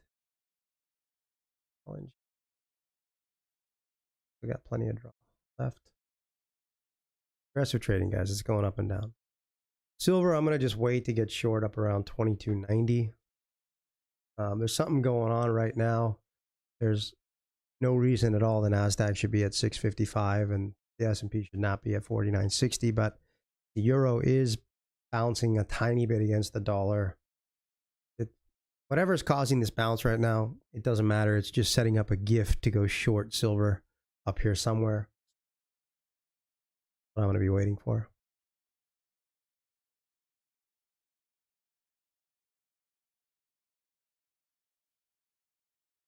I'm going to go ahead and bring out the 5-minute chart here. Kind of just need to get a better.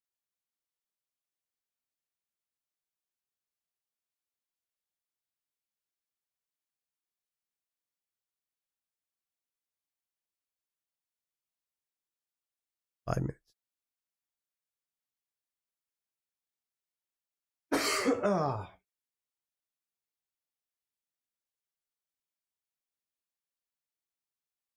Got some resistance up here for sure.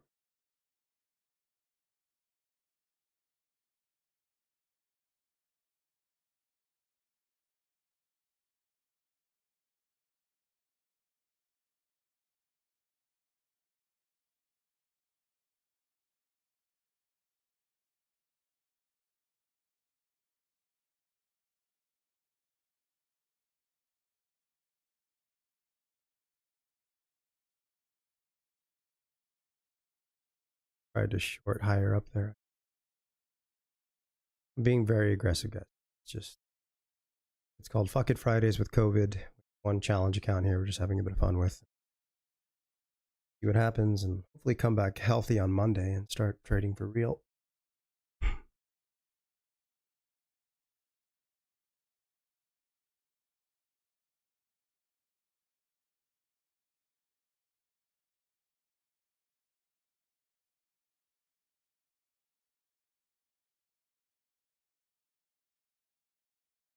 Bonds, 28.30 dollar. Yeah, I mean,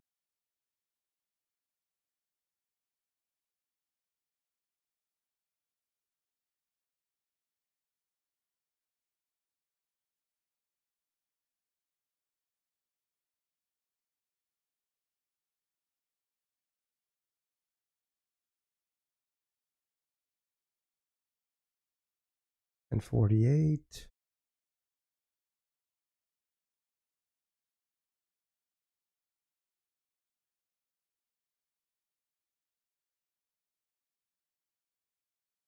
Might want to squeeze up to 2290. Right.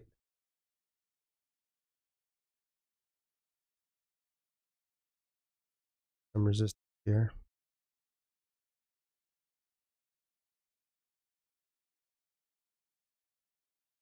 Right now it's not cooperating. Silver just does this sometimes.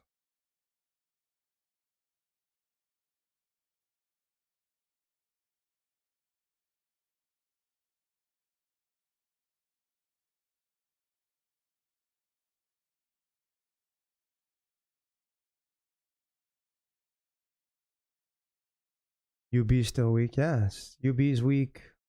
Euro's gaining a little against the dollar, but I really shouldn't hang on.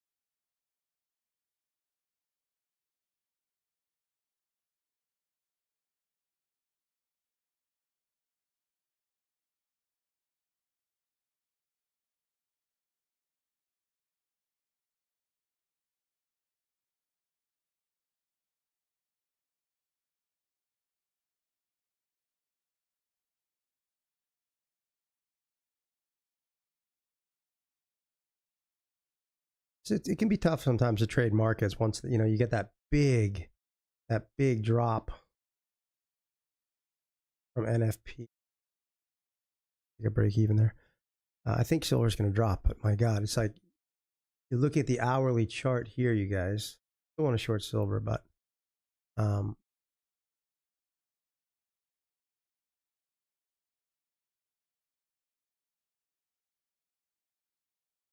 it's tough. Look at that drop, just huge. It's like, are we just consolidating and then gonna bang, or are we gonna punch up here a little bit? Like, this is a very, very difficult place because if you chase here, it can pop up here. Then if you wait, it can drop. So you gotta wait. But I mean, there should be a lot of resistance here on silver. Bonds are dropping. Dollar's still stronger. I think silver opposite. Now it's trying. It's the euro. It's 108.19. So the euro's putting on a little bit of strength now against the dollar temporarily.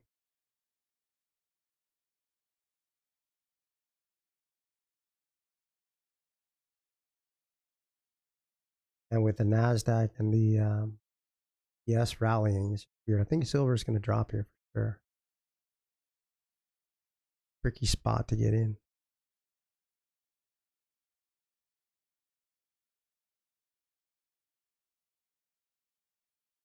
I don't know. I'll try it and see what happens. It's not. We'll see. Getting pretty tired with the COVID, guys. Gonna have to call it a day soon. Well, I just want to come in and have a little fun with you guys today and trade a little NFP. Hopefully, if I can sleep all weekend, we'll come back Monday ready to rock and roll and keep making some good money every day. Most days. So I'm probably going to leave it there for you guys because I am feeling extremely tired. And just keep your eye on the dollar, keep your eye on bonds. I probably won't post anything in Elite today, Steve. I might, but I might not. I'm just so tired and so sick. So keep an eye on silver on the level here. So that's pretty much it. I'm just going to mess around with this one challenge and see what happens and then just go to bed, guys. I'm really tired. So thanks for being here. Check back in Monday morning. I'll be back at 7:30. God willing, I'll be healthy because the last 10 days have been absolute hell with this COVID, being just utterly exhausted every single day. So thanks for being here. Rock on. Continue to kick ass. Yeah.